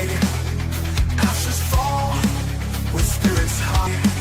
The gas is rolling, the bent is slow. You've kept us burning, don't let it go. Thank you for tuning in. The Real Smoke Podcast makes us all grin. You light us up, you keep us strong. Cheers to you, we raise the song.